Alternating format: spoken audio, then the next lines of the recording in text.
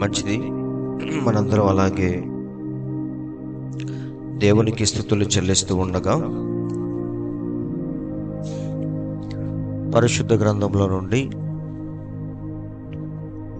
ఒక చిన్న లేఖన భాగాన్ని మనం చదువుకుందాం.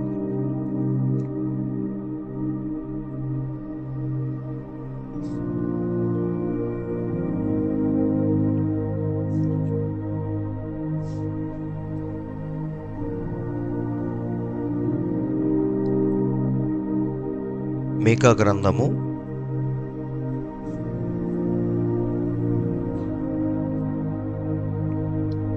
5వ అధ్యాయము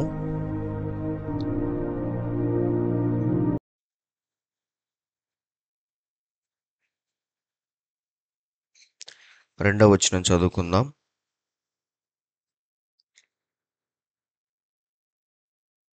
మీకా గ్రంథము 5వ అధ్యాయము 2వ వచనం. బెత్లెహేము ఎఫ్రాతా, యూదా వారి కుటుంబములలో నీవు స్వల్ప గ్రామమైనను నా కొరకు ఇశ్రాయేలీలను ఏలబోవువాడు నీలో నుండి వచ్చును. పురాతన కాలము మొదలుకొని శాశ్వత కాలము ఆయన ప్రత్యక్షమగుచుండెను. అలాగే లూకా సువార్త 2వ అధ్యాయము 8-9 వచనాలు చదువుకుందాం. లూకా సువార్త 2:8. ఆ దేశములో కొందరు గొర్రెల కాపర్లు పొలములో ఉండి రాత్రివేళ తమ మందను కాచుకొనుచుండగా ప్రభువు దూత వారి యొద్దకు వచ్చి నిలిచెను. ప్రభువు మహిమ వారి చుట్టూ ప్రకాశించినందున వారు మిక్కిలి భయపడిరి. అయితే ఆ దూత, భయపడకుడి, ఇదిగో ప్రజలందరికీ కలుగబోవు మహా సంతోషకరమైన సువర్తమానము నేను మీకు తెలియజేయుచున్నాను. దావీదు పట్టణమందు నేడు రక్షకుడు మీ కొరకు పుట్టి ఉన్నాడు. ఈయన ప్రభువైన క్రీస్తు. చాలండి, చిన్న ప్రార్థన.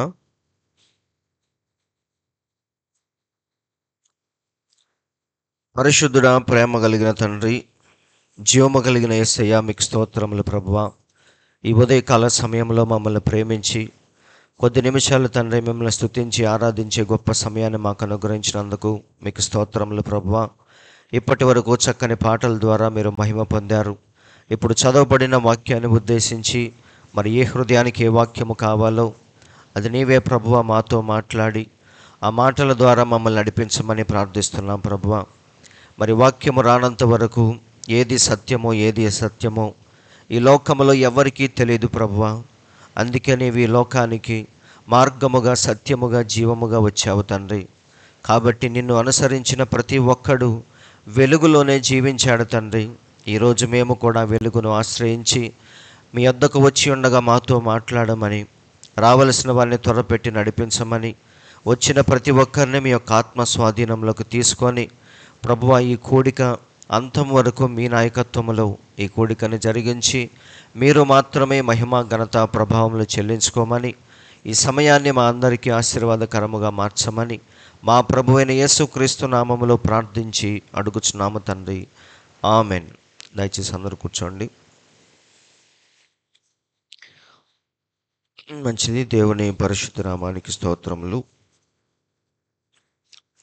ఈ ఉదయకాల సమయంలో చదవబడిన వాక్యాన్ని ఉద్దేశించి కొద్ది నిమిషాలు దేవుని యొక్క మాటలు మనం విందాం. మనందరూ వినటానికి సిద్ధంగా ఉన్నారు కదా. మరి ఈ మాటల్ని ఆధారముగా చేసుకొని ఈ కాలపు ప్రవక్త బోధించిన మరి క్రిస్మస్ అడావుడిలో ప్రపంచమంతా ఉంది కాబట్టి మరి ఆయన చెప్పిన ఒక చిన్న అంశం, ఎందుకు అల్పమైన బెత్లెహేము? మన దేవుడు పుట్టింది ఎక్కడ? బెత్లెహేములో పుట్టాడు, అవునా? అయితే ఎప్పుడు పుట్టాడు అది ఎవరికీ తెలియదు. అవునా? పుట్టిన మాట నిజం, కానీ ఏ రోజు పుట్టాడు, ఎప్పుడు పుట్టాడు అనేది ఎవ్వరికీ తెలియదు. బైబిల్లో దాని గురించి రాయబడలేదు. సో మరి ఈరోజు ఇది క్రిస్మస్ నెల కాబట్టి ఎక్కడ చూసినా క్రిస్మస్ సంబరాలు జరుగుతూ ఉన్నాయి. మన ప్రవక్త కూడా ఏమన్నాడంటే, క్రిస్మస్ నెల అనేది అదొక అందరికీ మంచి మంచి వ్యాపారం జరిగే నెల అది. అవునా? అన్ని షాపింగ్ మాల్స్ కానీ ఎక్కడైనా సరే బాగా అందరి చేతిలో డబ్బులుండి వ్యాపారం అనేది, డబ్బులు అనేవి బాగా చేతులు మారే సమయం ఈ క్రిస్మస్ మాసం అని మన ప్రవక్త కూడా చెప్పాడు. అవునా? సరే, ఇప్పుడు క్రిస్మస్ అంటే ప్రపంచం అంతా జరుపుకునే పండగ ఇది. అవునా? ఇప్పుడు మన దేశంలో ఉన్న పండగలు, ఈ నవరాత్రులు, ఇవన్నీ కూడా భారతదేశంలో మనం చేసుకునేవి. కానీ ప్రపంచమంతా కలిసి చేసుకునే ఒకే ఒక్క పండగ ఏంటంటే అది క్రిస్మస్ మాత్రమే. అవునా? అందుకే దానికి లోకంలో అంత ప్రాధాన్యత ఉంది. అయితే మరి ఈ క్రిస్మస్ వేడుకల్ని చూసిన ప్రతిసారి మనకేం గుర్తొచ్చిందంటే, ఆ దేవాతి దేవుడే ఒకరోజు మానవుడిగా భూమి మీదకు వచ్చాడు అన్న విషయాన్ని ఈ క్రిస్మస్ మనకు తెలియజేస్తూ ఉంటుంది. అవునా? ఎక్కడైనా సరే మీరు ఆ స్టార్ కానీ, క్రిస్మస్ సంబరాలు కానీ, శాంటా క్లాస్ కానీ ఇవన్నీ చూసినప్పుడు మనకే విషయం గుర్తొచ్చిందంటే, ఒకరోజు ఆ దేవాతి దేవుడే మనిషిగా భూమి మీదకు వచ్చాడు అన్న విషయం ఇవన్నీ చూసినప్పుడు మనకు అర్థమవుతాయి. అవునా కాదా? ఎందుకంటే అది ఎవ్వరూ కూడా చెరపలేని సత్యం. 2000 సంవత్సరాల క్రితం దేవుడు భూమి మీదకు వచ్చాడు, ఆయనే ప్రభు అయిన యేసుక్రీస్తు అన్న విషయాన్ని ప్రతి ఒక్కడు ఒప్పుకొని తీరాలి. ఈ లోకంలో ఉన్న దేవుళ్ళు దేవతలు భూమి మీదకు వచ్చారో లేదో ఎవరికీ తెలీదు. కానీ మన దేవుడు భూమి మీదకు వచ్చాడు అనే దానికి అనేకమైన సాక్ష్యాలు ఉన్నాయి. చాలామంది ఈరోజు ఇశ్రాయేల్ దేశం వెళ్ళి యొర్దాను నదిలో బాప్తీసం తీసుకుంటూ ఉంటారు. ఎందుకని? మన దేవుడు భూమి మీద ఉన్నప్పుడు ఆయన కూడా యొర్దాను నదిలో బాప్తీసం తీసుకున్నాడు కాబట్టి మరి ఆ యొక్క నదిని ఒక జ్ఞాపకార్థముగా దాన్ని అలా చిత్రీకరించారు. మరి చాలామంది సందర్శకులు అక్కడికి వెళ్ళి ఫోటోలు తీసుకోవటం, బాప్తీసాలు కావాల్సిన వాళ్ళు బాప్తీసాలు తీసుకోవటం, అదొక పుణ్యక్షేత్రంలాగా మారిపోయింది. మనందరికీ తెలుసు. చాలామంది గుంపులు గుంపులుగా వెళ్ళి చూసి వస్తూ ఉంటారు. బెత్లెహేములో, యెరూషలేములో మరి మన దేవుడు తిరిగిన ప్లేస్లన్నీ కూడా వాళ్ళు సందర్శిస్తూ ఉంటారు. వాటిల్లో ఒకటి ఈ యొర్దాను నది. అలాగే మన దేవుణ్ణి మరి కల్వరి కొండ మీద ఆయన సిలువేసి చంపినప్పుడు కూడా ఆ కొండ నేటికి కూడా జ్ఞాపకార్థముగా ఉంది. కపాల ఆకారంలో ఉన్న కొండ అది. బైబిల్లో చక్కగా రాయబడింది, కపాలమనబడిన స్థలానికి మన దేవుణ్ణి తీసుకొని వెళ్ళి ఆ కొండ మీద సిలువేశారు అని. అది ఏ ఆకారంలో ఉందంటే మనిషి యొక్క పుర్రె ఆకారంలో ఉంటుంది. అందుకే దానికి కపాలమనబడిన స్థలం అని పేరు వచ్చింది. అలాగే మన దేవుణ్ణి సమాధి చేసిన స్థలము కూడా చాలామంది వెళ్ళి చూసి వస్తూ ఉంటారు. ఆయన సమాధి నేటికి ఎలా ఉంది? ఖాళీగా ఉంది.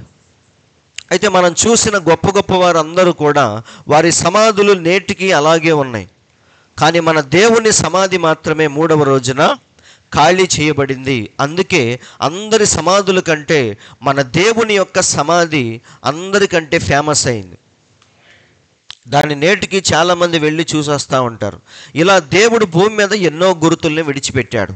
సో యేసయ్య భూమి మీద పుట్టలేదు అనే దానికి ఆస్కారమే లేదు. ప్రతి చోట దేవుడు తన జ్ఞాపకార్థములను విడిచిపెట్టాడు. అయితే అన్నిటికంటే దేవుడు విడిచిపెట్టిన అతి ప్రాముఖ్యమైన జ్ఞాపకార్థం ఏంటంటే, పెంతెకొస్తు పండుగ రోజున ఆయన పంపించిన పరిశుద్ధాత్మే అన్నిటికంటే గొప్ప రుజువు, జ్ఞాపకార్థం. మన దేవుడు భూమి మీదకు వచ్చి కలువరి సిలువలో చనిపోయి తిరిగి లేచి ఆయన పైకి వెళ్ళిపోయి మన కోసం ఏం పంపించాడు? ఆయన పరిశుద్ధాత్మను ఆదరణకర్తగా మన కోసం పంపించాడు. అందుకే మన దేవుడు చనిపోయి వెళ్ళిపోయిన తర్వాత మళ్ళీ అదే జీవితాన్ని ఆది అపోస్తులు జీవించారు. వారు నడిచి వెళుతుంటే అనేక మంది స్వస్థత పొందినట్టుగా మనం చూస్తాం. అవునా? కాబట్టి యేసయ్య లాంటి జీవితాన్ని మళ్ళీ ఎవరు చూపించారు? ఆది అపోస్తులు మాత్రమే మళ్ళీ అలాంటి జీవితాన్ని, అలాంటి శక్తిని, అలాంటి అద్భుతాలను, స్వస్థతలను సేమ్ యేసయ్యలో ఉన్న ఆత్మే మళ్ళీ ఆది అపోస్తుల్లో మనం చూడొచ్చు. కాబట్టి దేవుడు విడిచిపెట్టిన అతి ప్రాముఖ్యమైన రుజువు ఏంటంటే పరిశుద్ధాత్మ. కాబట్టి ఎవ్వడు కూడా ఆయన రాలేదని, భూమి మీద పుట్టలేదని ఎవ్వడూ చెప్పలేడు. అందుకే దేవుడు ప్రతి చోట ఆయన అడుగుజాడల్ని, గురుతుల్ని విడిచిపెట్టి వెళ్ళిపోయాడు. అందరూ ఆలకిస్తున్నారు కదా. అయితే చాలామంది మరి దేవుడు అంటే తెలియని వాళ్ళు ఏమంటారంటే అసలు ఆయన ఎందుకు పుట్టాడు అని. సరే, పుట్టాడని ఒప్పుకుంటాం. 2000 సంవత్సరాల క్రితం బెత్లెహేములో ఇశ్రాయేల్ దేశంలో పుట్టాడని రుజువులు ఉన్నాయి కాబట్టి ఒప్పుకుంటాం. ఇంతకీ ఆయన ఎందుకు పుట్టాడు? పుట్టినోడు కుదురుగా ఉన్నాడంటే ఆయన దారుణంగా ఏం చేశారు? చంపేశారు. అసలు ఆయన ఎందుకు పుట్టాలి, ఎందుకు చనిపోవాలి? చాలామంది దేవుడు అంటే తెలియని వాళ్ళు వేసే ప్రశ్న ఏంటంటే అసలు ఆయన ఎందుకు పుట్టాడు, ఎందుకు చచ్చిపోయాడు, ఆయన చచ్చిపోవటం వల్ల మాకు వచ్చిన ఉపయోగం ఏంటి అని. అయితే బైబిల్లో చాలా చక్కగా రాయబడింది, ప్రతి మనిషి కూడా, ఈ భూమి మీద పుట్టిన ప్రతి మానవుడు పాపము కింద, శాపము కింద, మరణము కింద వాడు బాధపడుతూ ఆ దాస్యములో ఉన్నాడు. అవునా? పాపము యొక్క దాస్యములో శాపము కానీ, మరణము కానీ, ఇవన్నీ కూడా మనిషిని పట్టి పీడిస్తూ ఉన్నాయి. ఇప్పుడు చాలామంది చదువుకొని ఆయన అక్కడ చచ్చిపోతే మాకేంటి ఉపయోగం అంటారు. కానీ అనాది కాలము నుండి ప్రతి మనిషి కూడా ఈ పాపము కింద, శాపము కింద వాడు నలిగిపోతూ ఉన్నాడు. నిజమండి. ఇప్పుడేదో చదువుకొని జ్ఞానం ఎక్కువైపోయి చాలామంది అడ్డ ప్రశ్నలన్నీ వేస్తూ ఉంటారు. కానీ మనం ఒక్కసారి గమనిస్తే మానవ జాతి మొత్తం అనాది కాలము నుండి ఒక యాతనలో, ఒక బాధలో, ఒక శాపములో వాడు ప్రయాసపడుతూ బాధపడుతూ ఉన్నాడు. అందుకే ప్రతి మనిషి విడుదల కోసం ఎదురు చూస్తూ వచ్చాడు. అవునా? కాబట్టి ప్రతి మనిషి దేని కింద ఉన్నాడు? పాపము కింద, శాపము కింద, మరణము కింద వాడు బాధపడుతూ ఉన్నాడు. అలాంటి మానవుణ్ణి విమోచించటానికి, బ్రతికించటానికే మన ప్రభువైన యేసుక్రీస్తు మానవుడిగా రావాల్సి వచ్చింది. బైబిల్లో పౌలు చాలా క్లియర్గా రాస్తున్నాడు. చూడండి, హెబ్రీలకు రాసిన పత్రిక 2:13. కాబట్టి ఆ పిల్లలంటే దేవుని పిల్లలు రక్త మాంసములు గలవారైనందున ఆ ప్రకారమే, ఇక్కడ చూడండి, మరణము యొక్క బలము కలవానిని, అనగా అపవాదిని మరణము ద్వారా నశింపచేయుటకును, అంటే దేవుడు ఎందుకు వచ్చాడో పౌలు చెప్తున్నాడు. నశింపచేయుటకును, జీవిత కాలమంతయు మరణ భయము చేత దాస్యమునకు లోబడిన వారిని విడిపించుటకును ఆయన కూడా రక్త మాంసములలో పాలివాడాయను. చాలా క్లియర్గా పౌలు చెప్తున్నాడు ఎందుకు ఆయన మనిషిగా రావాల్సి వచ్చింది. దేవుడై ఉండి ఒక నీచ మానవుడిలాగా ఎందుకు వచ్చాడు దేవుడు అంటే, తన పిల్లలందరూ కూడా ఏం చేస్తున్నారు? ఇక్కడ మరణము యొక్క దాస్యములో వాళ్ళందరూ ఉన్నారు. జీవిత కాలమంతయు మరణ భయము చేత దాస్యమునకు లోబడిన వారిని విడిపించుటకు ఆయన కూడా రక్త మాంసములలో పాలివాడాయను. కాబట్టి యేసయ్య ఎందుకు వచ్చాడు చెప్పండి? ఆయన గొప్పతనం ఏంటో చూపించుకోవటానికి రాలేదు ఆయన. అవునా? పాపములో, శాపములో ఉన్న మనిషిని రక్షించటానికే మన దేవుడు వచ్చాడు. అందుకే మీరు గమనిస్తే అనాది కాలము నుండి మన యొక్క ఉపనిషత్తుల్లో, శ్లోకాల్లో మనం చూస్తే ఒక అందరికీ తెలిసిన ఒక గొప్ప శ్లోకం ఉంది. అదేంటి? చదవండి. అందరికీ తెలిసిందే. అసతోమ సద్గమయ తమసోమ జ్యోతిర్గమయ మృత్యోర్మ అమృతంగమయ. ఇది మీరు వినే ఉంటారు చాలా చోట్ల, కొన్ని పాటల్లో కానీ, శ్లోకాల్లో కానీ, సినిమాల్లో కానీ, ఎక్కడ పడితే అక్కడ దీన్ని మనం చూడొచ్చు. దాని అర్థం ఏంటి? అసతోమ అంటే అసత్యములో ఉన్న నన్ను సత్యములోనికి నడిపించు. అవునా? అంటే మనిషికి, వాడికి తెలుసు ఏమని, మేము జీవించే ఈ జీవితం అసత్యమైనది, సత్యమైనది ఏదో ఉంది, అందులోనికి మమ్మల్ని నడిపించు అని అనాది కాలము నుండి మానవుడు ప్రాధేయపడుతూ ఉన్నాడు. కనిపించని దేవుణ్ణి వాడు వేడుకుంటా ఉన్నాడు. ఏమని? అయ్యా, మేమందరం అసత్యములో ఉన్నాం, మమ్మల్ని సత్యములోనికి నడిపించు. తమసోమ, ఇక్కడ చూడండి, మీకు అర్థమైంది. ఇక్కడ చూడండి, అసత్యము అంటే అజ్ఞానము. వాళ్ళకు తెలిసిన వర్షన్ వాళ్ళు రాశారు. అజ్ఞానము నుండి సత్యమునకు అంటే జ్ఞానములోనికి నన్ను నడిపించు. తమసోమ జ్యోతిర్గమయ అంటే అర్థం ఏంటి? తమసు అంటే చీకటి, చీకటి నుండి వెలుగులోనికి మమ్మల్ని నడిపించు. మృత్యోర్మ అంటే ఏంటి? మృత్యువు నుండి అమృతత్వమునకు అంటే స్వర్గానికి, మోక్షానికి మమ్మల్ని, మరణము లేని జీవితానికి మమ్మల్ని నడిపించు అని మానవుడు ప్రతి కాలంలో, ప్రతి యుగంలో వాడు కనిపించని దేవుణ్ణి వేడుకుంటూ వచ్చాడు. కాబట్టి దీన్ని ఎవరూ కాదనలేరు. ఈరోజు చాలామంది చదువుకొని ఏమంటారు, మాకు దేవునితో పనేంటి, ఆయన ఎక్కడో చచ్చిపోతే మాకు వచ్చిన ఉపయోగం ఏంటి అంటారు. కానీ వాడికి తెలియకుండానే వాడు అసత్యంలో జీవిస్తున్నాడు, వాడికి తెలియకుండానే చీకటిలో జీవిస్తున్నాడు, వాడికి తెలియకుండానే మరణము యొక్క ఛాయల్లో వాడు జీవిస్తూ ఉన్నాడు. కాబట్టి వాడు కోరుకుంది ఏంటంటే, మమ్మల్ని సత్యములోనికి నడిపించు, వెలుగులోనికి నడిపించు, చావు లేని జీవితాన్ని మాకు ప్రసాదించు అని ప్రతి కాలంలో మానవుడు వేడుకుంటూ ఉన్నాడు. కానీ వాడికి సమాధానాన్ని ఇచ్చిన వాడు ఎవ్వడూ లేడు. అలాంటి సమయంలో మన ప్రభువైన యేసుక్రీస్తు వచ్చి ఒక మంచి స్టేట్మెంట్ ఇచ్చాడు. ఏంటది? చదవండి. యేసు నేనే మార్గమును, సత్యమును, జీవమును, నా ద్వారా తప్ప ఎవ్వడు తండ్రి యొద్దకు రాలేడు. అవునా? అన్ని ప్రశ్నలకి సమాధానం ఎక్కడ దొరికిందంటే యేసుక్రీస్తులో మనకు దొరికింది.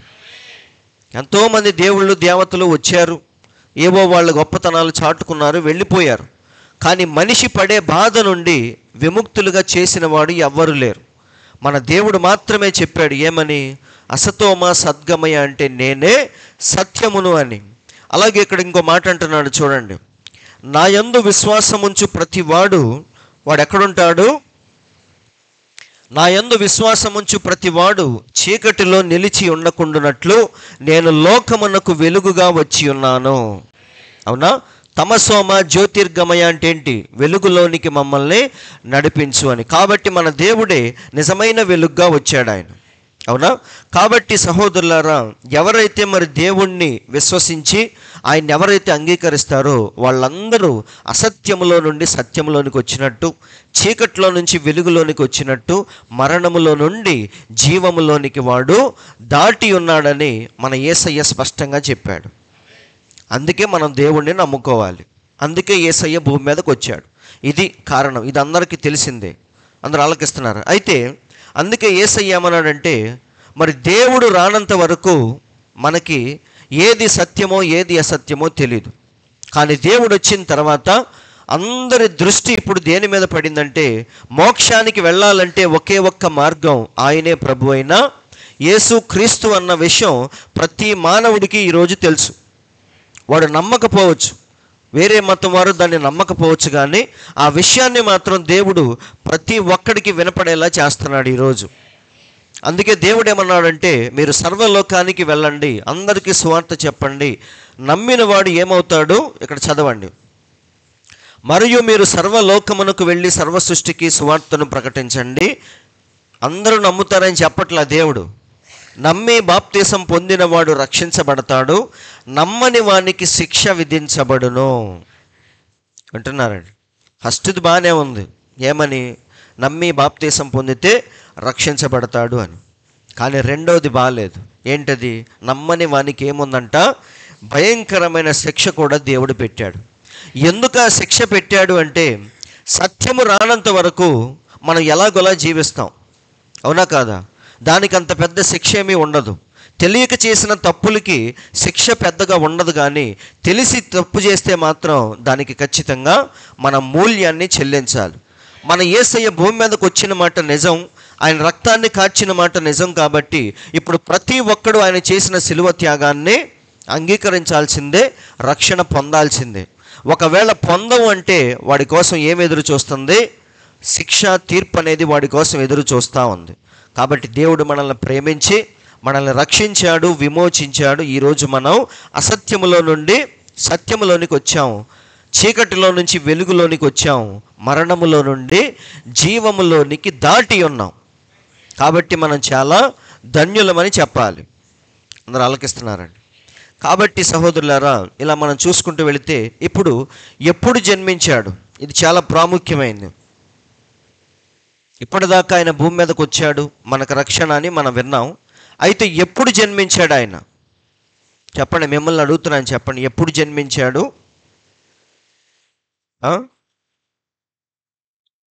డిసెంబర్. పెద్ద స్టార్ కట్టే దేనికి? మనం ఊరంత ఉంటుంది స్టార్ కూడా. ఆ ఊరు ఎంత ఉంటుందో స్టార్ కూడా అంత ఉంటుంది.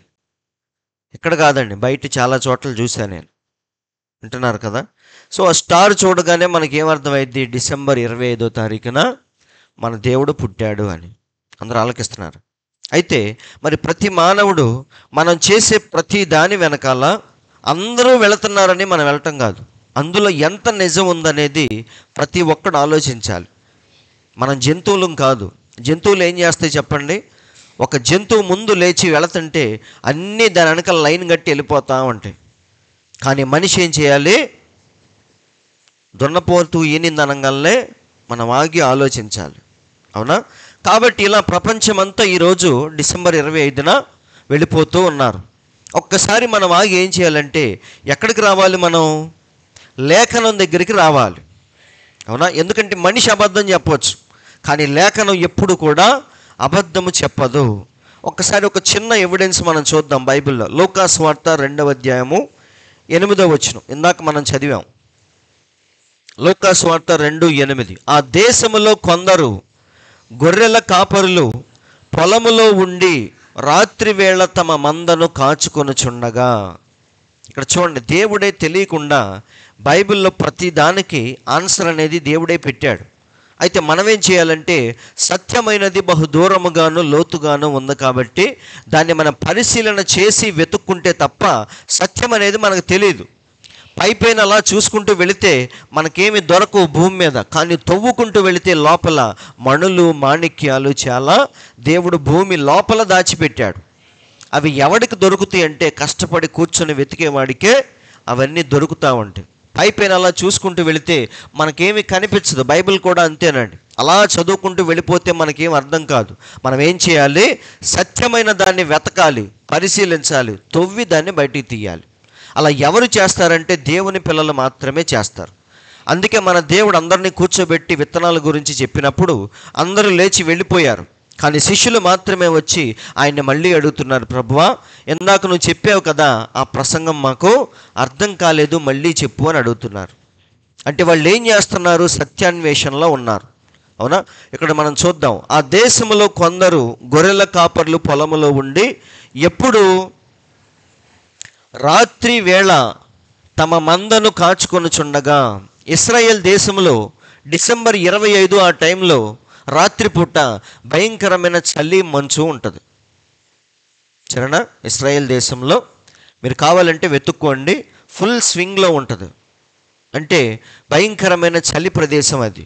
అలాంటి చలి ప్రదేశంలో రాత్రిపూట ఎవ్వరూ కూడా గొర్రెల్ని తీసుకుని వెళ్ళి పొలములో తమ మందను కాస్తూ ఎవ్వడూ కూర్చోడు. అది ఫస్ట్ మనం గమనించాలి. మన ప్రవక్త కూడా అదే చెప్పాడు. రాత్రి వేళ తమ మందను కాచుకొనుచుండగా ప్రభువు దూత వారి యొద్దకు వచ్చి నిలిచెను. ఇప్పుడు దేవుని దూత వచ్చి నిలిచింది. ప్రభువు మహిమ వారి చుట్టూ ప్రకాశించినందున వారు మిక్కిలి భయపడ్డారు. అయితే ఆ దూత, భయపడవద్దు, ఇదిగో ప్రజలందరికీ కలగబోవు మహా సంతోషకరమైన సువర్తమానము నేను మీకు తెలియచేయుచున్నాను. ఇది ఎప్పుడు జరిగిందంటే ఎప్పుడైతే మరియమ్మ గర్భం ధరించి ఎప్పుడైతే ప్రసవించిందో, ప్రసవించిన వెంటనే దూత వారి దగ్గరికి వెళ్ళింది. అంటే మధ్యలో కొన్ని సంవత్సరాలు కానీ నెలలు కానీ గ్యాప్ అనేది లేదండి. మీరు కావాలంటే పైనుంచి చదువుకుంటారండి, మీకు అర్థమైంది. ఆ సమయంలో వారు ఏం చేస్తున్నారు? రాత్రిపూట తమ మందను కాస్తూ ఉండగా దూత వచ్చి చెప్తుంది, మహా సంతోషకరమైన సువర్తమానము నేను మీకు తెలియచేయుచున్నాను. అదేంటంటే దావీదు పట్టణమందు నేడు రక్షకుడు మీ కొరకు పుట్టి ఉన్నాడు. అవునా? ఎప్పుడు పుట్టాడు ఆయన? ఈరోజు రక్షకుడు మీ కొరకు పుట్టి ఉన్నాడు, ఈయన ప్రభువైన క్రీస్తు. కాబట్టి ఫస్ట్ పాయింట్ ఏంటంటే వారు రాత్రిపూట అంత చలిలో డిసెంబర్ 25 ఆ టైంలో వారు మందను కాసే పనిలో వాళ్ళు లేరు. ఎందుకంటే వాతావరణం అస్సలు సహకరించదు. వాళ్ళు ఉండలేరు, గొర్రెలు కూడా ఉండలేవు. కానీ ఆ సమయంలో ఎవరు వచ్చారు? దూత వచ్చి వారికి వర్తమానాన్ని తెలిపింది. కాబట్టి మీరు గమనించండి, అది ఖచ్చితంగా డిసెంబర్ నెల అయితే కాదు. అది ఎప్పుడు మన ప్రవక్త చెప్పింది, మార్చి ఏప్రిల్ నెల మధ్యలో వసంతకాలంలోనే వారు గొర్రెల్ని తీసుకొని పొలాల్లోకి వెళతారు రాత్రిపూట. అందరూ ఆలోచిస్తున్నారు. ఎందుకంటే మన దేవుడు వచ్చింది ఒక గొర్రె పిల్లగా భూమి మీదకి వచ్చాడు. ఆయన గొర్రెలు ఎప్పుడు ఎంత అంటే మరి ఆ యొక్క మార్చి ఏప్రిల్ సమయంలోనే గొర్రెలు ఏంతాయి కాబట్టి మన దేవుడు కూడా ఒక గొర్రెగా వచ్చాడు కాబట్టి ఆయన మార్చి ఏప్రిల్ నెలలో పుట్టుండొచ్చు అని మన ప్రవక్త చెప్పాడు. ఖచ్చితంగా కాదండి, జస్ట్ గెస్ చేశాడు అంతే, అప్పుడు పుట్టుండొచ్చు అని. కానీ డిసెంబర్లో అయితే కాదు. మరైతే మీరు గమనించండి, మరి డిసెంబర్ 25 అనేది క్రైస్తవ్యంలోనికి మరి ఎలా వచ్చింది? చాలామంది ప్రశ్న ఇది. నిజమే, అప్పుడు దేవుడు పుట్టలేదని ఒప్పుకుంటాం. మరి ఈరోజు ప్రపంచమంతా కూడా ఎందుకని ఆ రోజున క్రిస్మస్ సెలబ్రేషన్ చేస్తుందని చాలామందికి డౌట్ రావచ్చు. మరి దీని గురించి ఆల్రెడీ నేను రాసిన పుస్తకంలో చక్కగా రాశాను. 7వ అంశంలో క్రిస్మస్ మరియు మరియమ్మను ఆరాధించుట అనే అంశంలో ఈ విషయం గురించి డీటెయిల్డ్గా రాశాను. ఎందుకంటే ఈ వర్తమానం చెప్పేటప్పుడు ఒకసారి పుస్తకం తీసి నేను చదివినప్పుడు అందులో చాలా క్లియర్గా ఉంది. ఒకసారి అందులో నుంచి రాసిన కొన్ని మాటలు చదువుతాను. మరి ఎందుకంటే వివరించుకుంటే మనకు సమయం అయిపోయిద్ది, అలా చదువుకుంటూ వెళ్తాను. మీకు తెలిసిన విషయాలే. అసలు ఈ డిసెంబర్ 25 అనే రోజు క్రైస్తవ్యంలోనికి ఎలా ప్రవేశించింది ఒకసారి మీరు గుర్తు చేసుకోండి. మీకు అందరికీ తెలిసే విషయాలు. చరిత్ర ప్రకారముగా చూస్తే కనిపిస్తుందా మీకు? చరిత్ర ప్రకారముగా చూస్తే పురాతన కాలంలో బబులోను అనే దేశంలో ప్రతి సంవత్సరం డిసెంబర్ 25 అనేది ఒక పెద్ద పండుగ రోజు. ఎందుకంటే ఆ దేశంలోని ప్రజలందరూ దేవుడుగా ఆరాధించే సూర్య భగవానుడు పుట్టినరోజు డిసెంబర్ 25. అసలు ఇది ఎవరి పుట్టినరోజు? బబులోను దేశంలో సూర్య దేవునిగా ఆరాధించబడే ఒక రాజు పుట్టినరోజు. ఆ రాజు ఎవరంటే నిమ్రోదు, మనందరికీ తెలుసు. అంతేకాక ఆ దేశానికి మహారాజైన నిమ్రోదు పుట్టినరోజు కూడా డిసెంబర్ 25. ఈ నిమ్రోదు ఎవరనగా బైబిల్ గ్రంథంలో నోవాహు కుటుంబానికి చెందినవాడు. నోవాకి 3 కుమారులు, షేము, హాము, యాపేతు. వీరిలో హాముకి కూషు పుట్టాడు, కూషుకు నిమ్రోదు పుట్టాడు. నిమ్రోదు దేవుని ఎదుట పరాక్రమము గల వేటగాడు అని బైబిల్ గ్రంథం చెబుతుంది. అది ఆదికాండం 10:8లో మనం చూడొచ్చు. ఈ నిమ్రోదు రాజు బబులోను దేశంలోని ప్రజల పట్ల ఎంతో కఠినముగా ప్రవర్తిస్తూ తను కూడా సూర్యదేవునితో సమానముగా ప్రజలందరితో ఆరాధించబడుతూ ఉండేవాడు. ఈ రాజు తన తల్లి అయిన సెమిరామిస్ను వివాహము చేసుకొని ఆమెను ఒక దేవతగా, తను ఒక దేవునిగా ప్రజలందరి చేత ఆరాధించబడేవారని చరిత్రలు చెబుతున్నాయి. అందరూ ఆలకిస్తున్నారు. ఒకరోజు అనుకోకుండా నిమ్రోదుని తన శత్రువులు నరికి చంపేస్తారు. కొన్ని గ్రంథాలు నోవాహు కుమారుడైన షేము అతన్ని చంపాడని కొన్ని గ్రంథాలు చెప్తున్నాయి. అలా నిమ్రోదు చనిపోయాడని తెలుసుకున్న తన తల్లి, అంటే తన భార్య మరియు తల్లి అయిన సెమిరామిస్ ఈ విషయాన్ని ప్రజలకు చెప్పకుండా రహస్యముగా ఉంచింది. ఎందుకంటే ప్రజలు నిమ్రోదు మీద ఉన్న భయం పోయి తనను కూడా లెక్క చేయరని ఆ విషయాన్ని చెప్పకుండా, తన భర్త పూర్తిగా చనిపోలేదని, ఆ సూర్య భగవానుల్లో ఒక ఆత్మగా కలిసిపోయి సూర్య కిరణాల ద్వారా ప్రతిరోజు తనని కలుస్తున్నాడని, అంటే లైంగికంగా కలుస్తున్నాడని, మళ్ళీ త్వరలో దేవుని కుమారుడుగా తిరిగి జన్మిస్తాడని చెప్పి ప్రజల్ని నమ్మించింది.